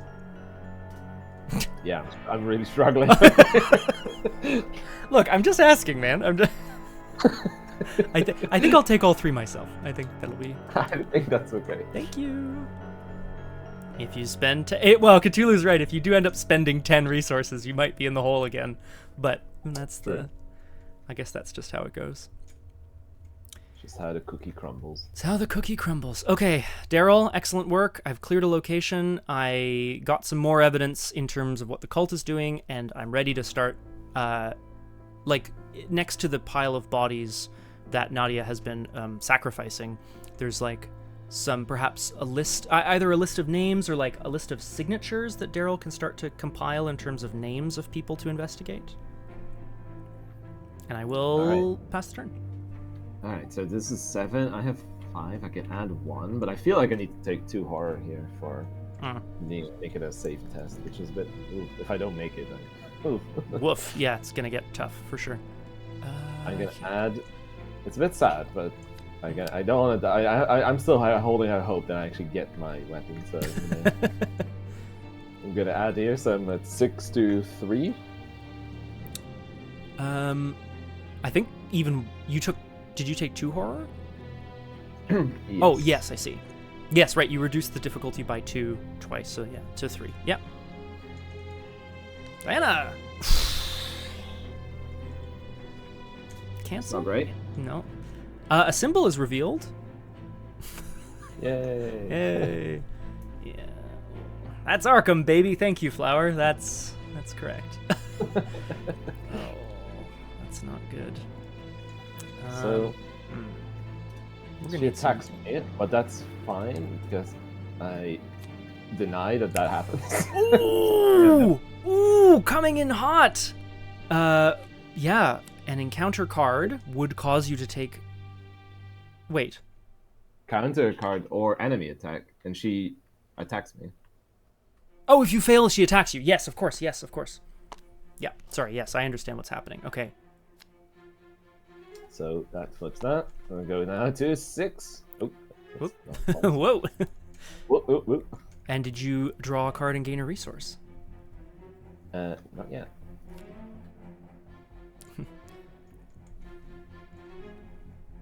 Now this is pretty bad. Yeah, it's getting a little awful. I can't really do it again. Wait, actually, could I have used deny existence to deny that horror? That's a good question. It says you may take up to 3 horror to reduce the difficulty, and then It's like from a counter card or weapon or enemy attack. it's an encounter. An counter card or enemy attack reduced to 1 of 4. So I guess no. But then is it a cost? Like, is my question? Because then if you know what I mean? Like if you had taken the, I feel like I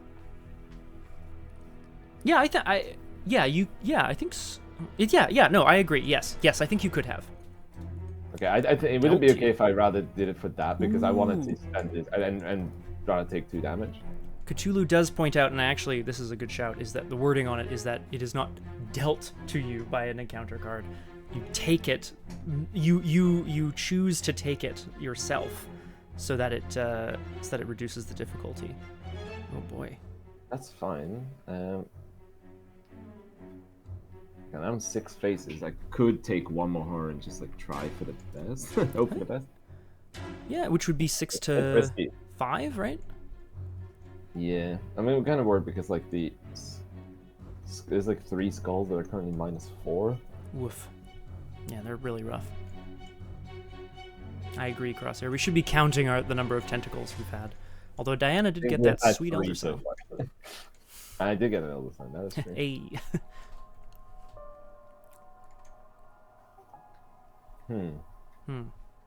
Oh, question. Would you like to spend an evidence from my hypothesis to draw a card? To see if there's an option there. I don't know what that option would be for you, but like, would you help? Be okay with me doing? Yes, 100%. Okay. I think I will because I feel like I know you're looking for something, so I'm very happy for you to do so. It's not a bad card, but okay. it's not helping me. It's not the one you want right now, yeah.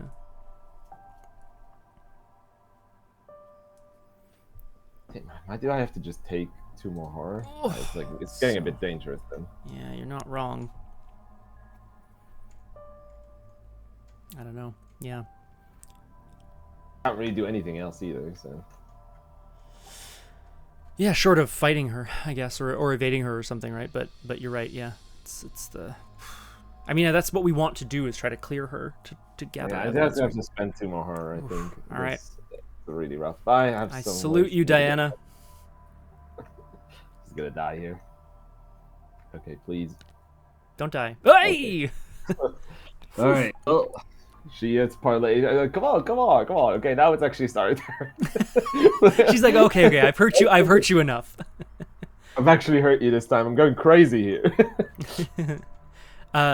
When a Brotherhood enemy enters the victory display, flip it over and resolve the text on its other side.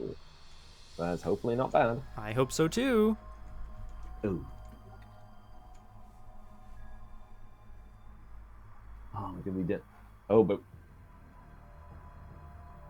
okay, so it still works if we find it, but we don't really have a good way to do that. It looks like it, yeah. Okay, Nadia's faith is shaken. Scared and confused, she finally gives in. There's only one residence in Cairo they told us to spare, she explained. Oh. None of us know why or what their connection to the Brotherhood. All we know is they were not to be disturbed. She hesitantly gives you a small brass key, so maybe it's time to disturb them. The building's door is marked with lamb's blood. What the hell, Nadia? So maybe it's time to disturb them. If we do that, though, I mean, do you have a way? Because if we can do that, that would actually kill the dark sacrifices that we have. Yes. Well, Darrell has a free triggered ability during a skill test, spend an evidence to reduce the difficulty of a test by 2. So I can only, that only reduces the difficulty to 4, or to 2 instead of 4. But that's, I think I have some possibilities here. Okay, I am going to spend money in my last action, though, to finally summon my Arcane Initiate. Oh, okay. Hello. Which I'm immediately going to exhaust, obviously.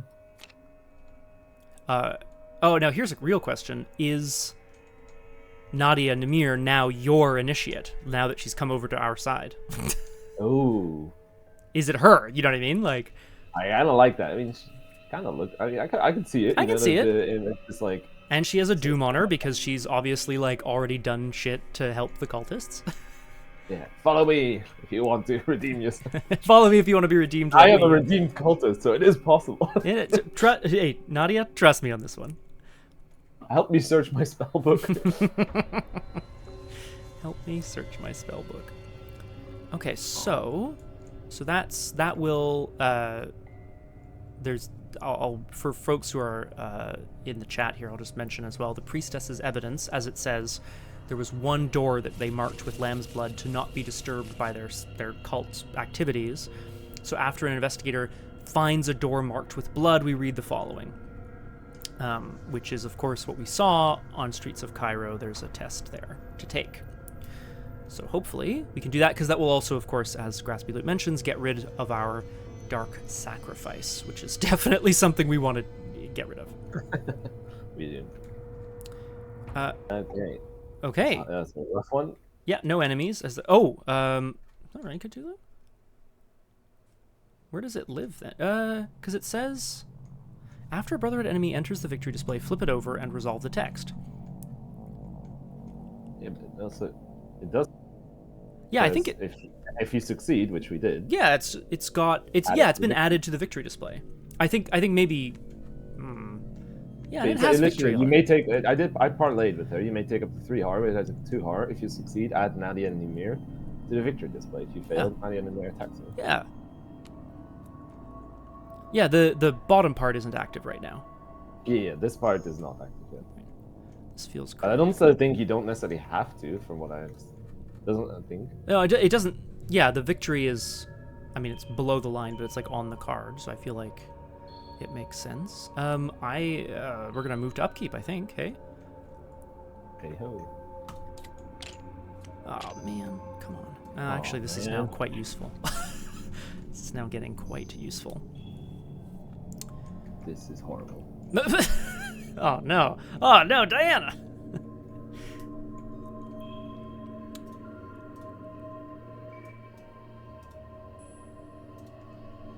Oh, actually, this is completely fine.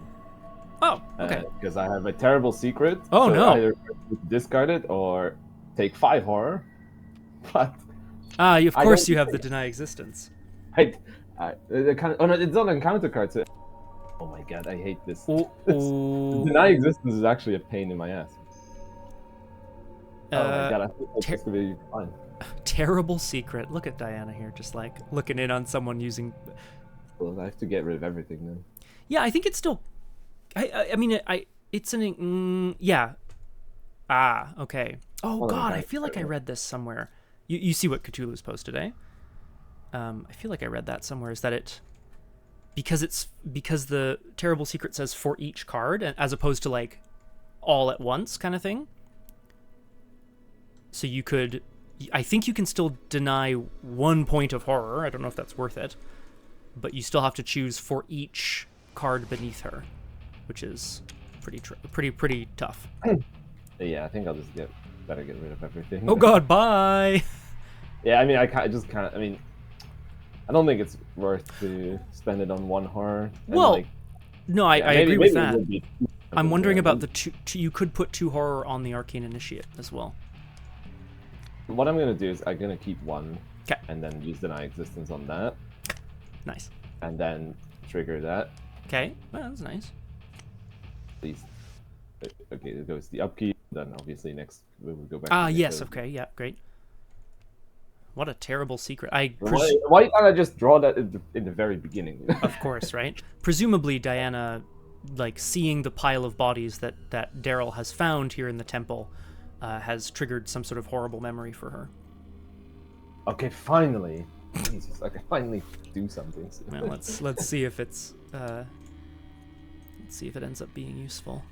What am I gonna end up doing this turn? I'm going to choose for my evidence here. I'm gonna choose discard a treachery or enemy from. Succeed by 3 or more. It's not too bad for you, right? Because you can bring things to 0 for chance. Hopefully. I wish I had. There's one more card I really want that I don't currently have in hand, unfortunately. So, yeah, let's do that. And we go to 4, but actually 5 out of 7 doom. As we've found some evidence provided to us by Nadia, the priestess, as we look towards maybe finding a door marked with blood, or this creature from the abyss should have been readied ages ago. So, it's just chilling in the museum. He's alright. And we go to the mythos phase where we go to doom, as I mentioned, and we draw an encounter card. What the fuck is this? The thing in the sarcophagus spawns at the location with the most clues. Okay, so that's not here. It is the it is the market. Oh, great. Okay, so obviously, I guess someone is trading, and they were just like, "Oh, this ancient sarcophagus is here. Isn't this, like, do you want to look inside?" While its location has no clues, the thing in the sarcophagus gains Hunter. While it's ready, when you attack it by any means, except a range, firearm, or spell, it immediately attacks you.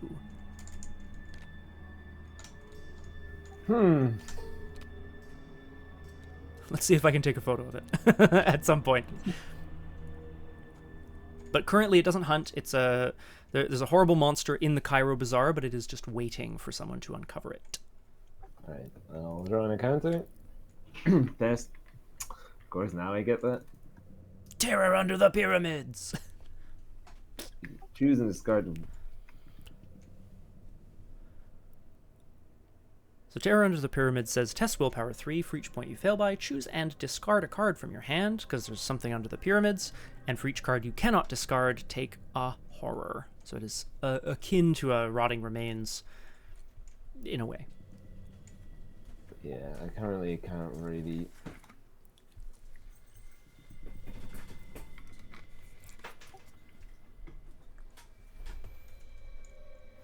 I can actually just... I need to cancel it to get my things back, so I think I am just going to... Oof. Ward of Protection. I need... Oh yeah, no, the horror goes on the Arcane Initiate. That's good. That's great, actually. Back, then getting back to 4 at least. Mm-hmm. This discards, right? Yeah, ward cancels it and discards it. Yeah, you're right. Yeah, just I need to build my thing back up.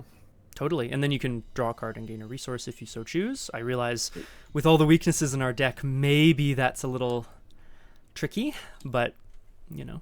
Can I go first? I just need to do a prep turn. Of course you may. Yeah.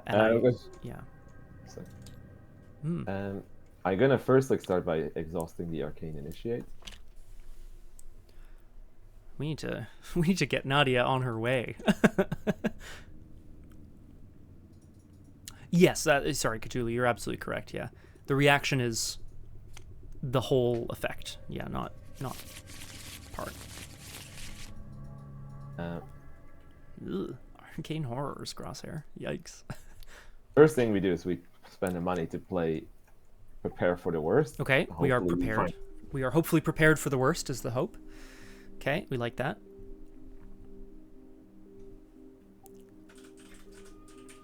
And as you can imagine, the top 9 cards of the 20 that are left didn't have my weapon. Oh no. That is very nice.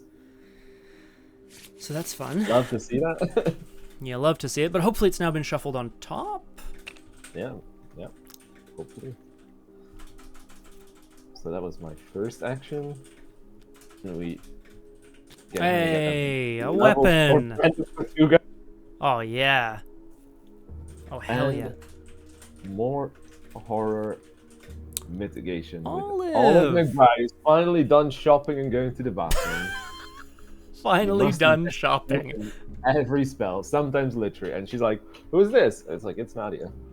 This is Nadia. She works for us now, yeah. She's a bit crazy, but...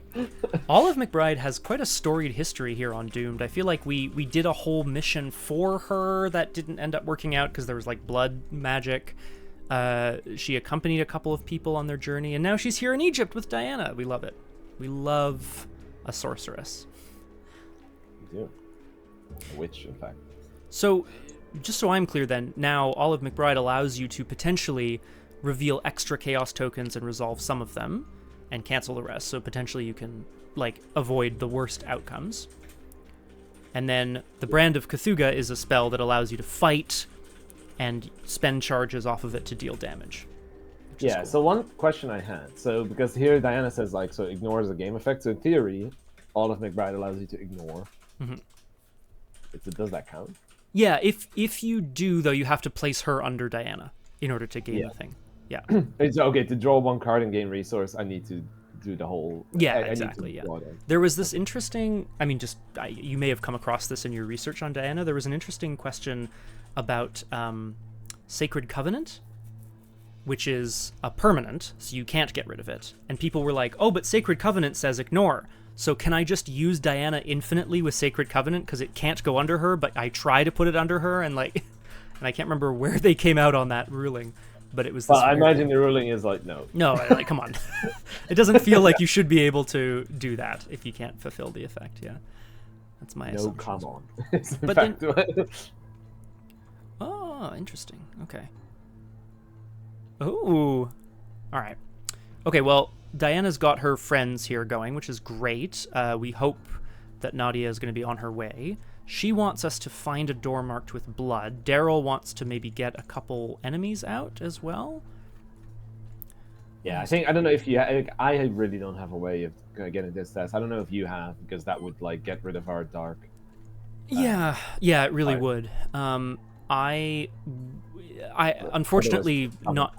Yeah, unfortunately not yet is the problem. I could try. I could test at difficulty 2, but that feels bad. Okay. Doesn't. Well, in that case, should we just summon more? Yeah, I'm thinking. I'm gonna summon an enemy, and then I'm gonna see what it is. So he's putting the pieces together. I'm spending 2 clues to reveal a brotherhood. This is also the one that was on top. Dr. Layla El-Mazri, the hieratic translator, spawns at the expedition camp, which is obviously as far as possible. As a group, investigators at her location discard cards from hand with a total of at least 4 willpower icons to parley. Oh, I have... That doesn't seem too crazy, actually. Oh, I actually don't have as many of those. I got rid of them. So less good. I'm going to do it again. going to spend 2 more clues to summon another one, just to give us some options here of things to do, maybe starting next turn. These are the people that were named by Nadia. Professor Nathaniel Taylor, the Keeper of Antiquities. He spawns at the outskirts of Cairo. As a group, investigators discard cards from hand with a total of at least 4 intellect icons. Okay, well that I can do. Not this turn. How do question marks count in this? They would count. They would count. Which is pretty cool. But I can. I mean, I don't have to, but I could do that. I just see this. So it appears Diana's effect doesn't use the word then, so there's no requirement that the card be placed beneath her in order to get the card and resources. So any time I use Olive, I could in theory get a. But like. Draw card and resources. It says place that card face down, so you have to. Like, I think you have to. It's just that Sacred Covenant is weird because it can't be placed. I don't know. It's weird. Yeah, I guess that makes sense. Like the. Oh, okay. Yeah. That's such a strange. It should be then, right? Like it should be then gain a whatever. Okay. Welcome back, Crosshair. Okay. I've summoned. I've named a couple more Brotherhood members that obviously Nadia kind of has named for us and that we've found evidence of. Do you have the books to deal with the? I will, yeah, for sure.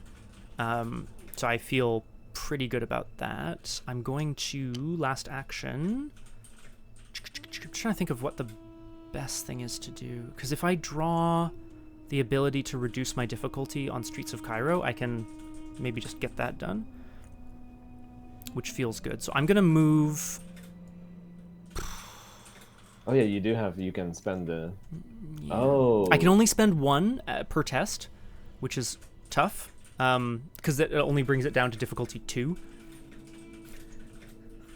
Yeah, Too shiny, Aragorn. What do you mean? It's just a hand. Oh, because mine is so much smaller. Boop, boop.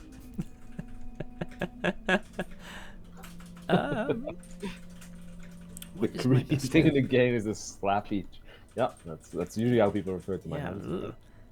I'm gonna move down into the streets because I'm hoping that I can maybe do the test next turn, and then also, and if not, I'll go and parley with Taylor. Sounds good. So that's me. Darrell has named a couple of, or rather, found the names of a couple more Brotherhood members, which we can try to go and speak with. But that's us, which brings us to the enemy phase. There are no hunters, thank goodness. So we can go straight to upkeep. That is almost exactly what I wanted. Almost. Well, it's the next best thing, so I'll take it. Actually, I will definitely take it. That's I'm thrilled. Okay, so that's that, which brings us to the Mythos phase. We go to 5, but actually 6 out of 7 Doom. Yikes. Ooh. Nadia. Nadia. And we will draw encounter cards. Would it be an idea to just spawn the next one just to... I don't know if the next scenario is still going to allow us to spawn these guys? That is such a good question. I don't even... Oh, well, the act says find as much evidence as you can before the agenda advances, so I imagine not.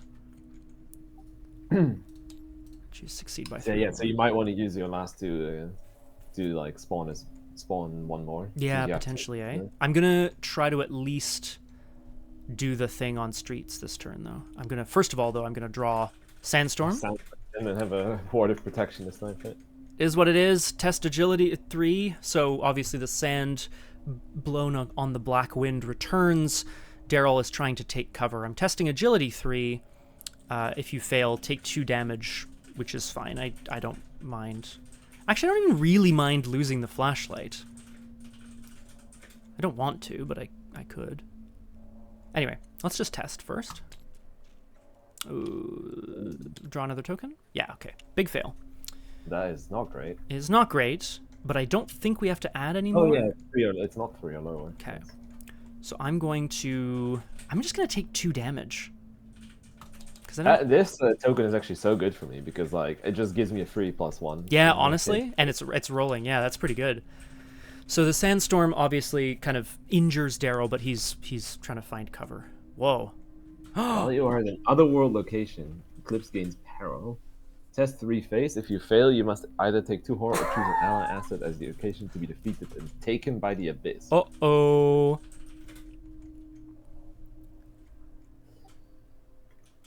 Well, I mean, that... look. It's...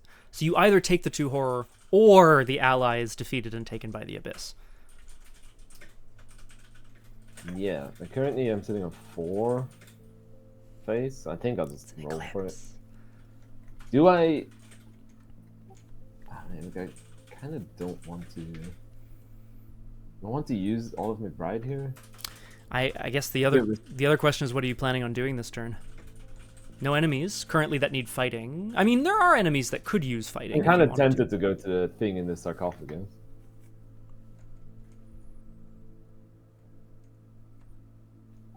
Okay. Am I saying something great? No, sorry. Yeah, please. I was like, did I say something? Should I? But I mean, I just wonder if you want to save Olive for that then, if that's where you're headed. Oh, yeah, I'm actually. Actually, the problem is that now I'm actually, if I do that, I'm actually would run into money issues. Oh, It's pretty crazy to say. It really is, but here we are. I think I will maybe use Olive just to. We do want to kill the Arcane Initiate, though, right? Because we're at the Doom threshold now, and we could potentially save ourselves a turn if she dies. Just a thought. That's not a bad idea, maybe. It's not crazy. Okay, I'm not saying you should fail, because obviously that's bad, but... Okay, I'll take... Yeah, I'll actually just exhaust Olive. Oh. So it's like 4 tokens and choose 2. Okay. Blood magic. The Eclipse is no match for the blood magic of 3 sorcerers. Whoa! Oh, okay, all right. Okay. Probably the best assortment of things I've ever seen. Yeah. All right. Well, I think pretty obviously I'll pick the +1 and... is there any benefit to picking the symbol? If I get to pick the symbol, then wait, it doesn't still count as being revealed even if I don't pick it? Yes. It does, right? Because it just ignores the... Correct, yeah. Plus, the Elder Sign, in my opinion, would count as a symbol anyway. So I think you're good either way. You're right. Yeah. It does. So I think I might have... It sounds a bit weird, but I might have to take the money if I want to deal with the sarcophagus. Damn. But... Oh my god, this is actually a rough one, because maybe it's not a good idea to deal with sarcophagus and rather deal with all these guys. What do you think? Sorry, what was the question exactly? Do you think it's a good idea, like, to go to the bazaar and spend the money, or do you think I should start dealing with all these other guys?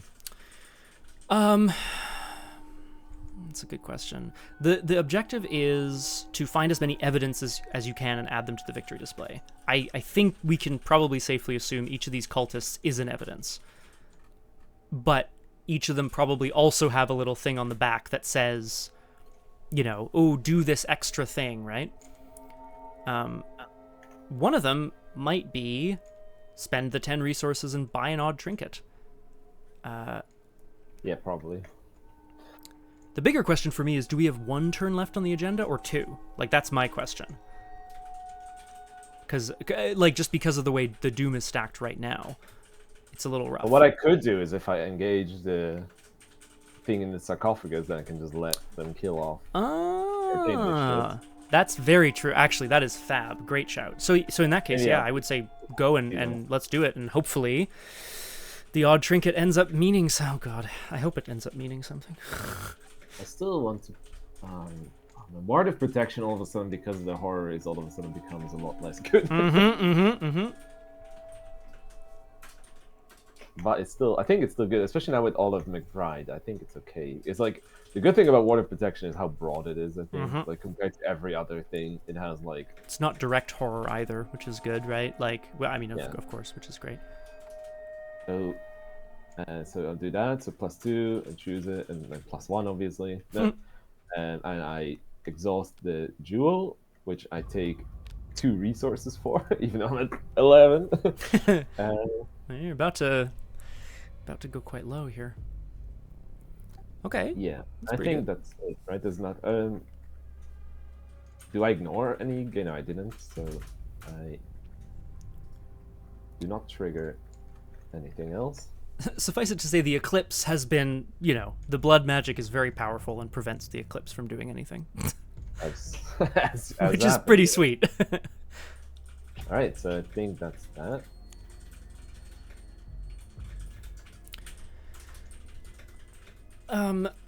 do Yeah, do you want me to take my turn first, or blood magic is greater than Especially blood? if you're gonna summon the last guy, then it might be good for you too. Yeah, I really want to do this test first. Is what I want to do, and I think I know Yep, it sounds sounds good. crazy, but I'm gonna do it. I'm sure you'll have one action left, right? Like, Yeah. I will.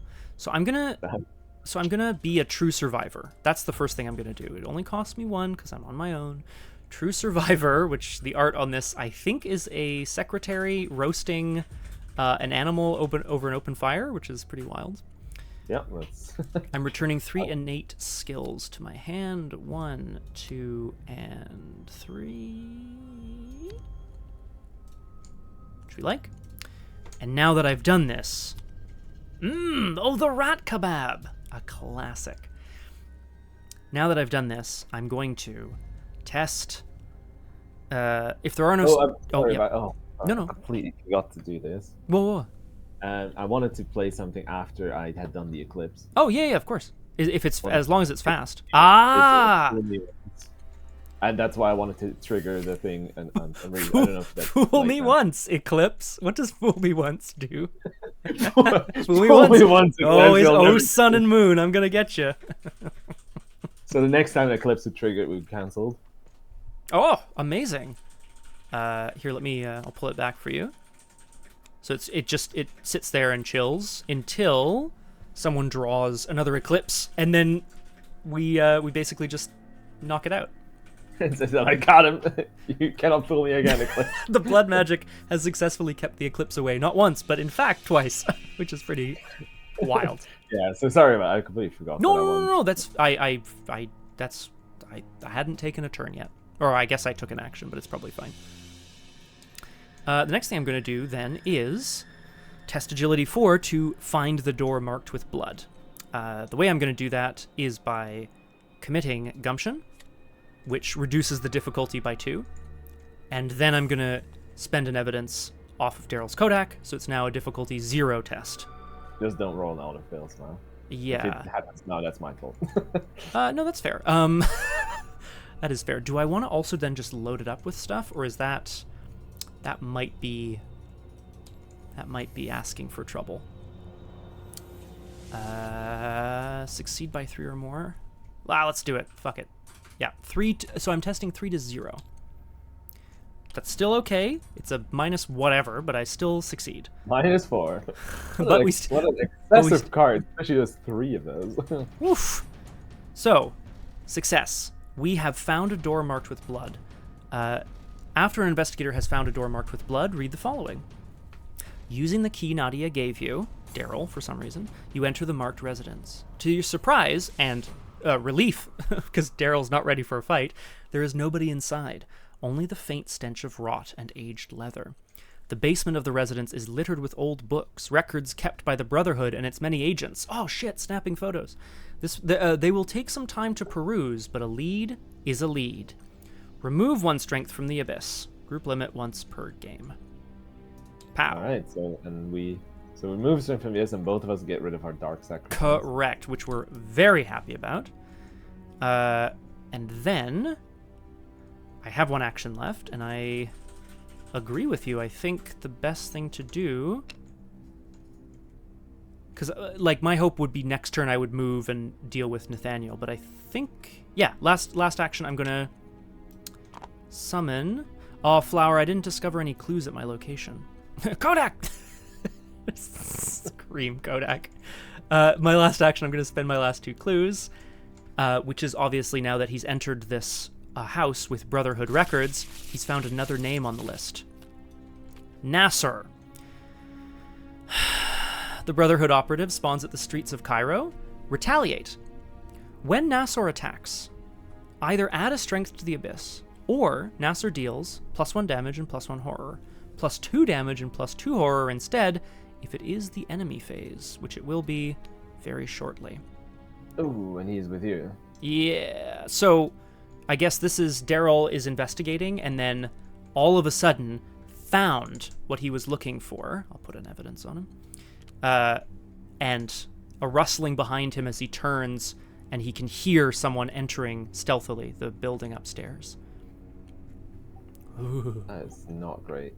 It's a little scary, but I'm not, like, dead yet, so... At least you have the flashlight, and you can, if you have it, you can get... Is there any way for you to get another? Wait, there isn't, right? Not yet. Not yet. I wish I had succeeded by 3 or more, but what are you going to do? I guess you might be able to bring this test to 0. Yep, which would at least let me get away, which is no bad thing. Yeah. Also currently down. It's 6 health. That's a lot of health. Yeah. Although killing him, I again presume he's a Brotherhood enemy, so presumably he has a, evidence on the other side if we do manage to get rid of him. However, that is the end of Darrell's turn, stuck in the basement, surrounded by what I believe is a Brotherhood assassin. And I'll pass it over to Diana. Do you prefer that I deal with that first? I don't know. Nice flower. Probably I won't be able If to you deal. moved in and managed to slice him up twice, he would die, but then we would advance the agenda. So I feel Why would we advance? we're currently at 6 doom, so the next doom will advance the agenda. Oh yeah, it's because. But we wanted to get rid of the, I think we wanted to get rid Yes, of the. Yes, you are still healthy enough to take. Yeah. Let Darrell take a punch. Is that even true? Because you have taken 2 damage. I can take 2 damage and 2 horror. Yeah, that's no big thing. I haven't taken any other damage or horror. Isn't that crazy? Yeah. Thanks, Diana. I've taken 4 horror just because I was talking to this yapping arcane initiate now. Oh no. Yapping. Incredible. Okay. Get in there. Do I need to do anything before I go? Not really. Alright. So I go here. Engage with this guy. Oh, the thing in the sarcophagus. Ooh.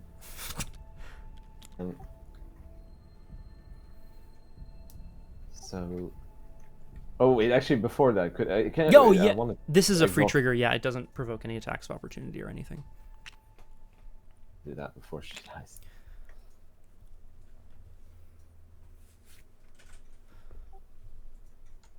Obviously, Nadia is continuing to assist us as best she can, which is good. I can't believe I found a little Brotherhood hideout and also a horrible Brotherhood enemy. This is terrible. I can believe it, actually. I actually, you know what? That's a good point. I need to wait. So 5 is you may use. It's like having to because like I forgot how the card exactly works. What is this? What is this massive flaming sword I have?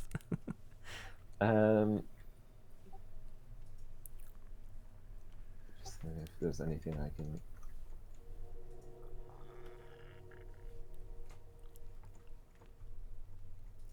Currently, it's 6 to 3.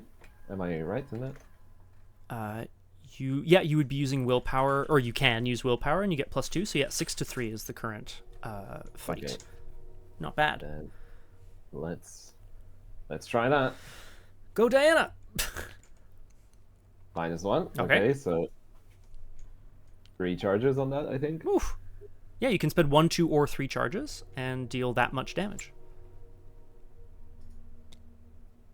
Okay, that's just 1. Yeah, like the thing, like everything kind of happens weirdly when you pick that. Mm-hmm. But I kind of needed to not die, so it attacks me. That's true. And you could provoke an attack of opportunity from it, but then I guess it would still be alive as well. Oh, here, I'll put 3 damage on it too.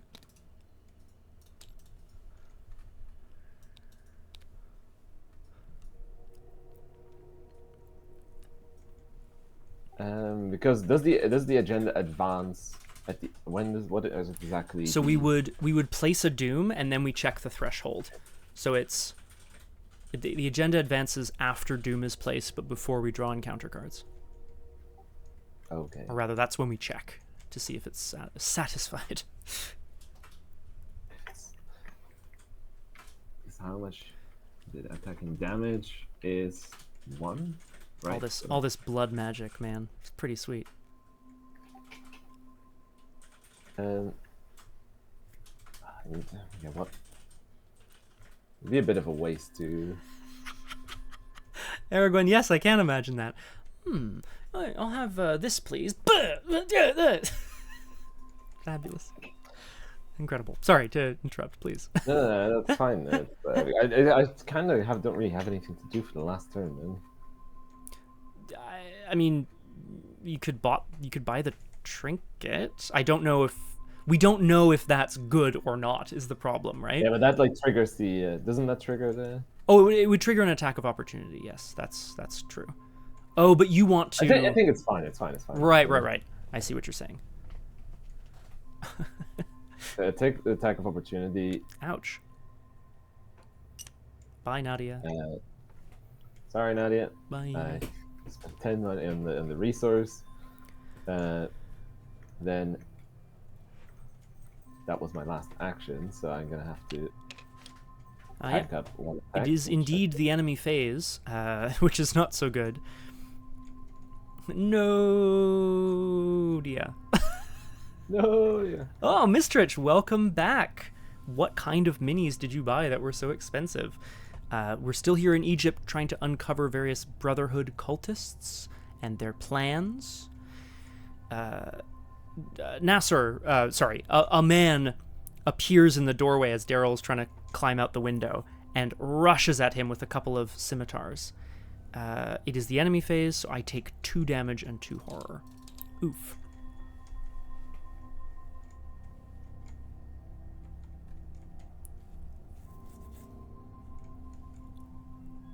Yeah, that's my enemy attacking me, which is awful. All right, well, I don't have any. Oh, I still also have the enemy here, so it's like I take 1 health damage, and I'll give Olive. I could flower, but I'm just not feeling more abyss right now. I could, but oh, good lord. Okay, so that then brings us to upkeep. Oh, okay. That makes sense that I would find one of these here, but it's not really that useful right now. Although this is going to be very good for that guy. Okay, I have a plan. Same. Top of the round, I am going to choose...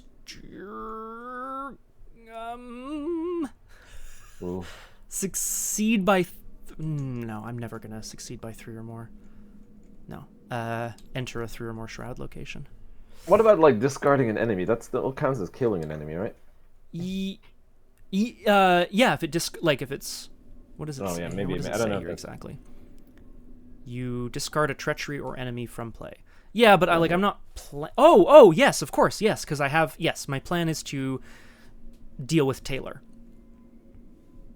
All right, I believe. Yeah, if flower. I believe as well. However, first, of course, we must add a doom. We go to 6 out of 7. The Brotherhood's plan is well underway, but at least we have a plan on how to deal with them. And I draw something called Abyssal Reach. This is, of course, the abyss reaching out towards us. Test willpower X. X is the strength of the abyss. If you fail by exactly this much, or this much, okay, what is the strength of the abyss? It's 3. 3. So I can't fail by 4 or more, which is good, because 4 or more is place a doom on the agenda. This may cause the agenda to advance. Exactly 2, 1 damage and 1 horror. Exactly 1, nothing happens. Exactly 3, you cannot play cards this round. That's all okay. So you were feeling a little abyssy. I'm going to just test this on the nose at 3 to 3. Take care of that abyssy. Let's do it. Oh, what is that? It's -5. or succeed, but then we have to increase the. So either. Oh, it means we cannot play cards this round. But I wasn't planning on playing any cards, so I think we're good. I'm just gonna take the like. As Nasser slashes out at Darrell, he can feel something reaching across from another reality and sort of striking him. I'm going to keep this in play just to remind myself that I can't play cards, but I have done what I need to do. Makes sense. All right. And a black wind again. Oh! Oh, no. I mean, also -1 to all skills. It's just, I think I'd just rather increase the strength of the abyss. Bye. The abyss strengthens. It's just that -1 to all skills is. I know. And yet sometimes I feel like we're gonna have to choose that. I've added 1 to the abyss to bring it up to 4. Maybe I should have. I fooled me once that one. Maybe I should have fooled me once.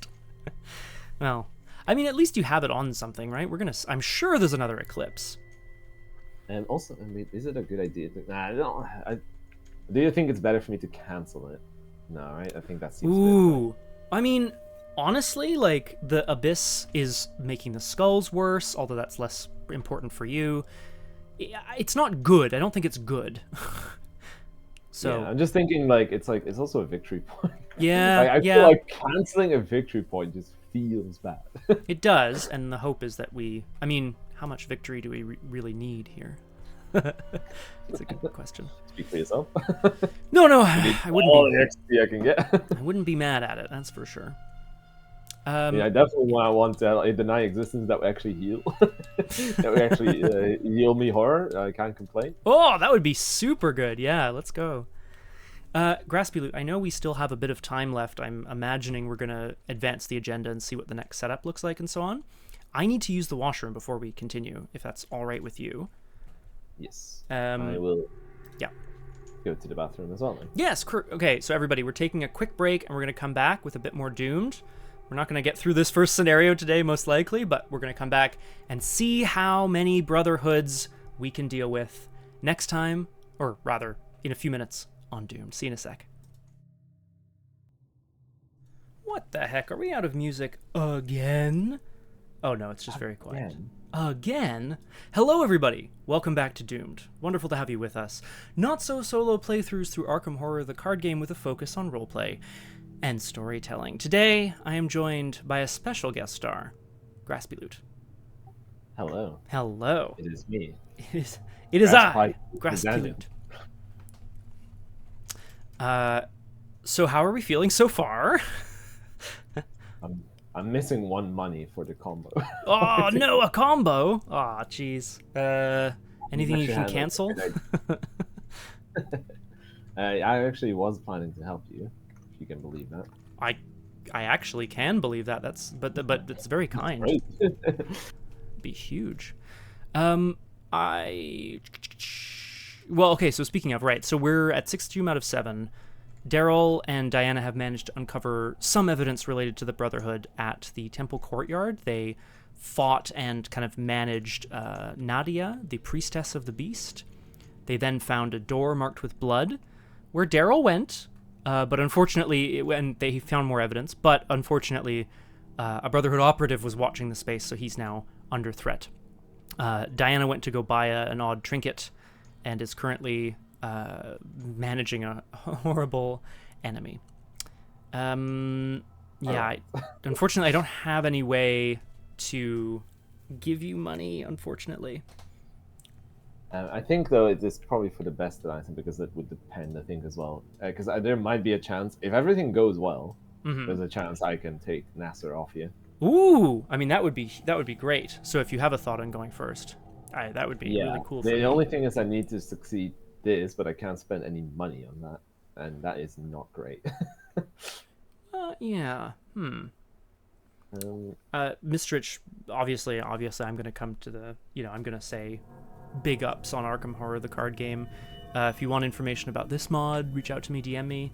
The Learn to Play, you'll probably want to watch like a Learn to Play video, because I feel like even if you start with the sort of basic like core set game, it's it doesn't teach you. It is a tutorial in a way, but it doesn't teach you how to play, so it's probably good to learn. Sorry, Graspiloot. All right. What do we got? We're currently sitting at 5-3. I think we'll have to just try that. Do you have anything I can commit? Really? Yeah, it's a good question, Crosshair.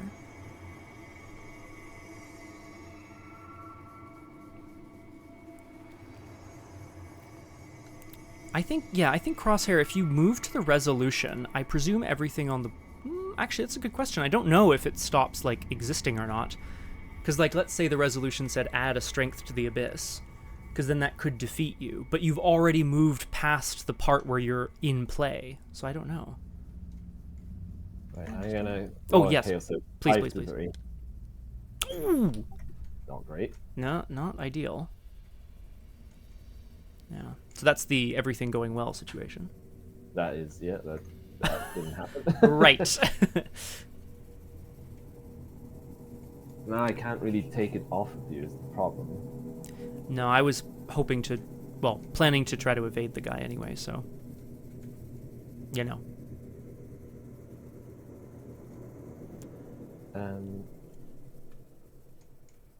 Or, Mm-hmm. does this count as a symbol? No, right? No, it doesn't, unfortunately. Couldn't counterspell it. Couldn't counterspell it, no. That would be pretty sick, actually, but no, unfortunately. Oh, man, it's too bad.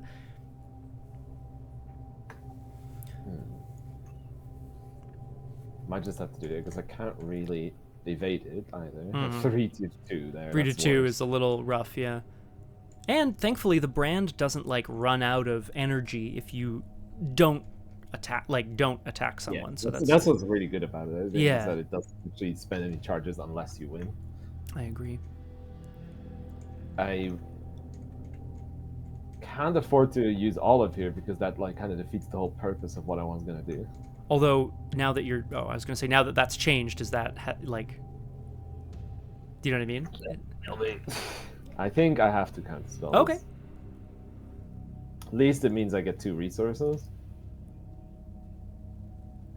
From the jewel, yeah, that's true. Yeah. Because this is currently a -4 but +1 with ritual candles, so I guess that's 3, but that's still enough, yeah. That. Hey, what does counterspell do? Yeah. Oh, counterspell just cancels a token, eh? Yeah. Yeah, it's a non-autofill symbol. Nice. Pow! My gosh. 4. Mystic reaction in my investigator turn.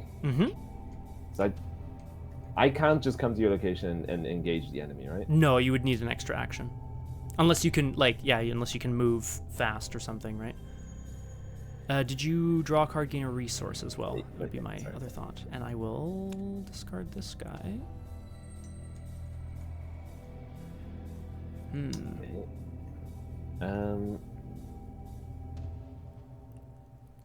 I will spend 2 tokens from Brandon. Yeah, of course. But so then I can't really come to you and do what I wanted to do. No, so if you came to my location, you could like, I'm planning to evade him, so then he would be on you, but like, is that useful? I don't know. So maybe it's better then for me to get some... Do you think it would be useful to get clues here? Or is it better to just come to you? Yeah, I think probably better to come here. Unless you have an item to play that would be cheaper, because you're at the Cairo Bazaar, but I don't know if you do. My weapon, I think, is going to be my very last card I draw. Every time. I think I'll just go to you then. Hopefully, Diana's going to like come in as Darrell's hopefully making his way out, is the hope. Yeah, that would actually still work fine. That would be okay, yeah. Did I spend... Wait, I started with 4 resources, got 2, got 1, and I need to spend 2 for... counterspell, of course. Counterspell is expensive. Yeah, tell me about it. I am going to... So I'm hoping to get us a Brotherhood in the victory display, which, I hope is something that's useful, although this guy is the Keeper of Antiquities, so he probably has something to do with the ancient tablet, which we don't have, but that's okay. That would make sense. Most importantly, I gotta get the hell out of here, so I am going to evade Nasser. I'm going to do it with a with a flashlight, so I presumably shine it in his eyes. That's a deep Dead by Daylight. Yeah, exactly, right? Or Alan Wake or whatever, I guess, as well. And then I'm going to also... I'm going to spend an evidence off of Hawkeye folding camera to make it a difficulty 0. Which is... Yeah, so I'm at 3 to 0. Yeah, 3 to 0. Oh, okay. I should have selected 3 or more. That's that's all right. Yeah, quick. I should not say that. Evade it. So, okay, Darrell manages to surprise the guy with, lights in his eyes, and he runs. I'm going to move out east. Diana, there's an assassin in there. He takes off running. Oh, sorry, I should read here. The outskirts of Cairo. As the hot sun sets over Cairo, the sky is bathed in beautiful rays of orange and red. It is a magnificent prelude to the horrors to come. Foreshroud, 2 clues. Wow. Choose and discard 5 cards from your hand. Remember that you have sabotaged the train. Incredible. If no investigator has sabotaged the train, resign. You take the train out of Cairo, leaving dreamers to their unceasing nightmare.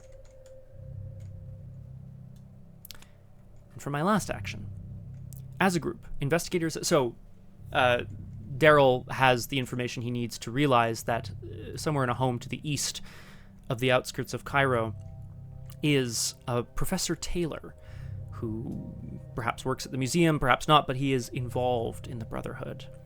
As a group, investigators at Professor Nathaniel Taylor's location discard cards from their hand with a total of at least 4 intellect icons to parley. I will do so. Here we go. How about a crack the case? How about an old keyring? That's 3. And I will do 1 copy of I've Got a Plan, which does not help me at all anymore. Nice. Thank you. I will stick this in the victory display, and I will read it. Ooh. I'll be dead soon anyway, Professor Taylor admits with a deep sigh. Rip. If it's not you or the Brotherhood, it'll be the tumor in my lung. Oh my god, Professor Taylor. He dumps the ashes in his pipe and sets it on his table before turning back towards you. Fine. I'm certain it'll be the death of both of us, but I'll help you out. Don't know what you expect from me exactly.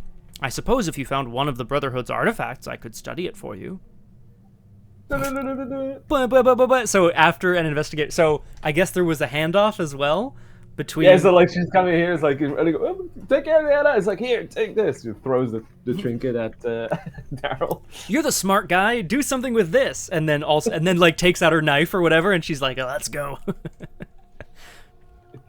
Would you care to read because you were the one who bought the odd trinket.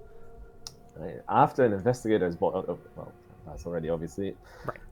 You set the trinket down on the professor's desk. He puts on his monocle, obviously, Incredible. and examines it carefully. Intriguing, he claims. This could only have come from a particular tomb in the royal crypts. Most scholars don't believe it exists. Ooh. He rises to his feet and shakes your hand. Give me some time to study this further. Perhaps if we both make it out of this alive, I can resubmit my thesis. He says with a morbid chuckle. This is a man who is actively dying. I love it. I think he's just trauma dumping. I think so. Oh, that's fair. That's super fair. It's like, I don't care about your life story. Just give me what I need to know. Yeah. Thank you for removing strength from the abyss. That comes out. I was like, expecting that to be like a curiosity. I really assumed so as well. So maybe that's like Layla then. I think so. Like, yeah, I'm looking at it. But oh no, but we're about to advance the agenda. Okay, so that is that. So Darrell, congratulations. Diana, congratulations. We've got an assassin ready to strike. Darrell managed to bring something of import to the Professor Taylor. And we go to the enemy phase, where there are no ready enemies, thank goodness. And then we go to upkeep. Up now, right? Yep. Yeah, we still upkeep. He fights with me. He will... Okay, that's good. Okay. We just have to hope nothing too... well, I mean, sorry, before we do anything else. In the mythos phase... we will go to 7 out of 7 Doom, which means we advance the agenda, which might mean maybe we don't draw anything, who knows. They're on to you. You found enough leads to confirm the existence of a shadowy organization within Cairo. Maybe it was the fact that we got attacked by them, and perhaps the origin of the curse afflicting the city. However, despite your best efforts, the secret cabal has vanished from the city without a trace. You're going to need a lot more information if you're trying to cure this illness. Find each Brotherhood enemy currently in play, so add a location or in each investigator's threat area. Place each of those enemies beneath the scenario reference card out of play. What? So each Brotherhood enemy that's currently in play goes back under the scenario reference card. So that would be... come on. Oh, man. Okay, bye. Well, that would be, Layla was in play. She And goes Nasser. back in there. And Nasser disappears as well. I wanted to do 6 damage to Nasser in one hit. Oh, that would have been so good. 6 damage. Damn, dude. I have my cards. I've kind of got the cards I needed. Oof. I mean, that's going to be super nice. Yeah. Shuffle each set-aside copy of Abyssal Revenant into the encounter deck along with the encounter discard pile. Add 1 strength to the Abyss. If it is Act 1, advance the current act. How? Oh, okay. So unless we had like all 6 otherwise. Right, Okay, which we would have advanced separately. So what happens first? we the first advance or the the current second? act because it's the last thing on the backside of this agenda, I would say. All right. So you corner one of the organization's agents in a dark alleyway as he attempts to flee his city. It's too late to stop the prophecy, he says with a frightened expression. Oh my god, what? Please, just let me go. Seeing weakness in the man's heart, you tell him that he can help you stop what the organization is plotting if he tells you everything he knows. The Brotherhood of the Beast believes they have found their vessel, you explain, stuttering nervously. What? They're giving their chosen untold power. There's no way you can stop them. He struggles and breaks free from your grasp, fleeing back towards the main street. If you follow that man, perhaps he will lead you to the Brotherhood's hideout. Create the exploration deck by shuffling together each of the set-aside expedition locations. Okay. Search the encounter deck and discard pile for 1 copy of each of the following treachery cards: Terror Under the Pyramids, Swarm of Locusts, Abyssal Reach. Oh, you have one of those, right? And you needed to get rid of that. So, Yes. Okay. Sorry, what was the locusts? Was the second one? Should have been Yes. taking these in order. Okay. Sorry. Yeah. Swarm of Locusts. Yeah. Yeah. Abyssal Reach. Got it. Eclipse. Mm. And Sandstorm. Doodle-doodle-doo. Okay. Shuffle those cards into the exploration deck, then shuffle the encounter discard pile into the encounter deck. Each investigator loses each of his or her clues, and remove all clues from each Cairo location. Okay, well. Alright. Too bad. A good thing I killed that thing then, otherwise it would have started hunting. That's true, actually. You know what? Good shout. Okay, so we managed to find some evidence and we confronted someone in the streets, or rather, I guess Diana did. When the assassin failed to reappear, Diana interrogated someone. And apparently, what did we learn here? The Brotherhood of the Beast believes they found their vessel. So hopefully we need to go and explore. Or, well, I guess, yeah, let's read the agenda in the act here and we'll see what we need to do. Curse of the Abyss. The sun rises over Cairo. Many more people within the city did not wake up this morning. A grim thought seizes your mind. Should you fall asleep, you too may never wake again. Having gotten little rest the previous night, you struggle to stay awake and continue your investigation. 6 Doom. And there's a forced effect here. It says if the strength of the Abyss is set to 0, set it to 1, but each investigator draws a card and heals a horror. Seems unlikely. But that would be huge. I do like healing horror. Yeah, tell me about it. But Oh, no. secrets in the sand. You pursue the Brotherhood's agent west as he flees the city. Following his trail into the desert will be easier if you join the archaeological expedition currently underway. Clues cannot be placed on Cairo locations. If you are at an expedition location, explore. Draw the top card of the exploration deck. If it is in the connecting location, put it into play and move to it. Cool. So Doesn't mean we have to go to the expedition camp. Yeah. Yeah, I imagine that's the... Yes, because it says if you're at an expedition location, we can explore. Explore, as a reminder for folks in the chat here, it is a specific kind of action that we mentioned before, where essentially you action explore, you reveal cards from the top of the exploration deck until you reveal either a treachery, in which case you have the treachery hit you, awful, or a location that matches the type of exploration you're looking for, which is clear what we're doing there. If you find a location first, you put it into play and you move to it. So that's... It looks like we're looking for the guy's hideout out in the sands. Oh, he disappeared into Main Street. Well, and we're thinking we need to go out to the expedition and then get the hell out of here. Do we want to sabotage the train? That is such a good question. I don't know. I was collecting cards that would allow me to parlay Layla. However, that's gone. yeah, this is it, right? Although of course we have to draw our encounter cards first, and then we'll. I imagine this actually, just because I realize we're reaching the 3-hour stream mark, and we've just advanced an act and agenda. This might be a good place to resolve our mythos cards and then see what we want to do. All right. Because I think before we we know what our next objective is, which is to head out into the sands outside Cairo and try to find the Brotherhood's hideout. We did manage to secure some evidence, which feels pretty good. So, just saying. I agree. However, yes, I'm going to draw an encounter card to start. Awful. Oh, the Abyssal Revenant spawns at the farthest desert or otherworld location. It's a hunter. So the farthest desert location is the Expedition Camp. Classic. This is some sort of zombie. When Abyssal Revenant attacks during the enemy phase, instead of its standard damage, it deals X damage. X is the strength of the Abyss. Oof. Okay. That's actually not too bad. I can deal with that. Oh, okay. A 4/4. Yeah. Okay. Well, this is. He is pretty scary though, so that's not good. Also, high weirdness. Welcome to Doomed. You are indeed just coming up to the end, but it's wonderful to have you. I am joined today by Graspiloot. Hello. It is me. It is I. Graspiloot McDaniels. Graspiloot McDaniels, author of such incredible things as. Okay.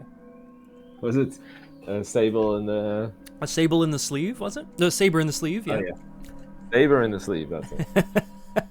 Test 3 faces. For each point you fail, choose and discard 1 card from your hand. For each card you cannot discard, take 1 horror. Okay, well, at least you can discard cards.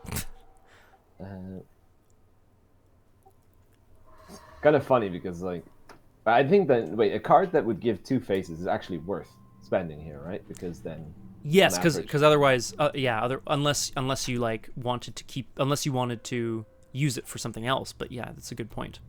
Okay, so I'll spend my guts. Hey, all right, well, 6 to 3. Let's pass, baby.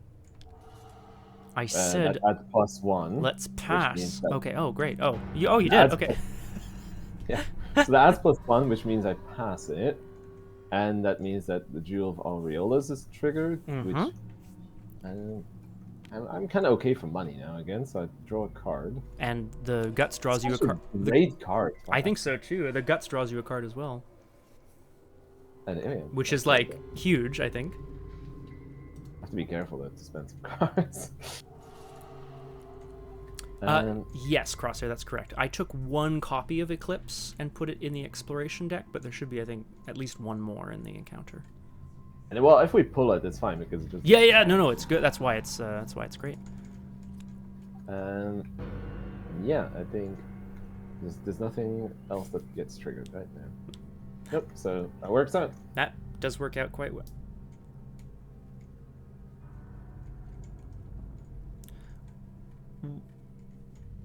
No, hang on, Crosshair. Yeah, so this one stays in play because we attached the Eclipse to Fool Me Once, which is hilarious. And then when any investigator draws a copy of... Yeah, so this stays... It's not in play, per se. It's just kind of attached. Yeah, it's Fool Me Once, Eclipse. I'm going to get you. I will get you then. Yeah, because Oh, it says like you get it, you take them from the um what's it called, the encounter card or the discard pile, right?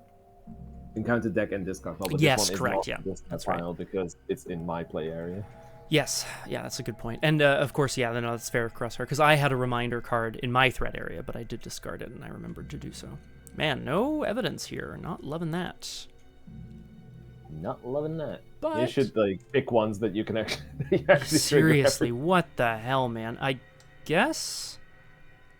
Oh, oh no, it was the top of the round. I chose 3 or more shroud.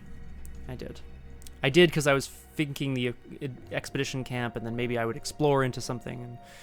But this brings us around to the top of the investigation phase. We are at the beginning of a new agenda, the Curse of the Abyss. We have now some revenants, i.e. zombos, which are coming out of the desert to attack Cairo. Yikes. Makes sense. Makes sense. Diana interrogated a couple of people, brutally. And How else? yeah, exactly. How else do you interrogate? What, with kind words? We're hopefully following his trail out into the desert and exploring and trying to find the Brotherhood's hideout. We need 6 clues as well, so that's good. But that's the plan. Yeah, just because we're at a pretty good time, I believe. Yeah, I think. Well, Crosshair, I feel like I think so. I think it has. Church crew, those sons of guns. Yeah.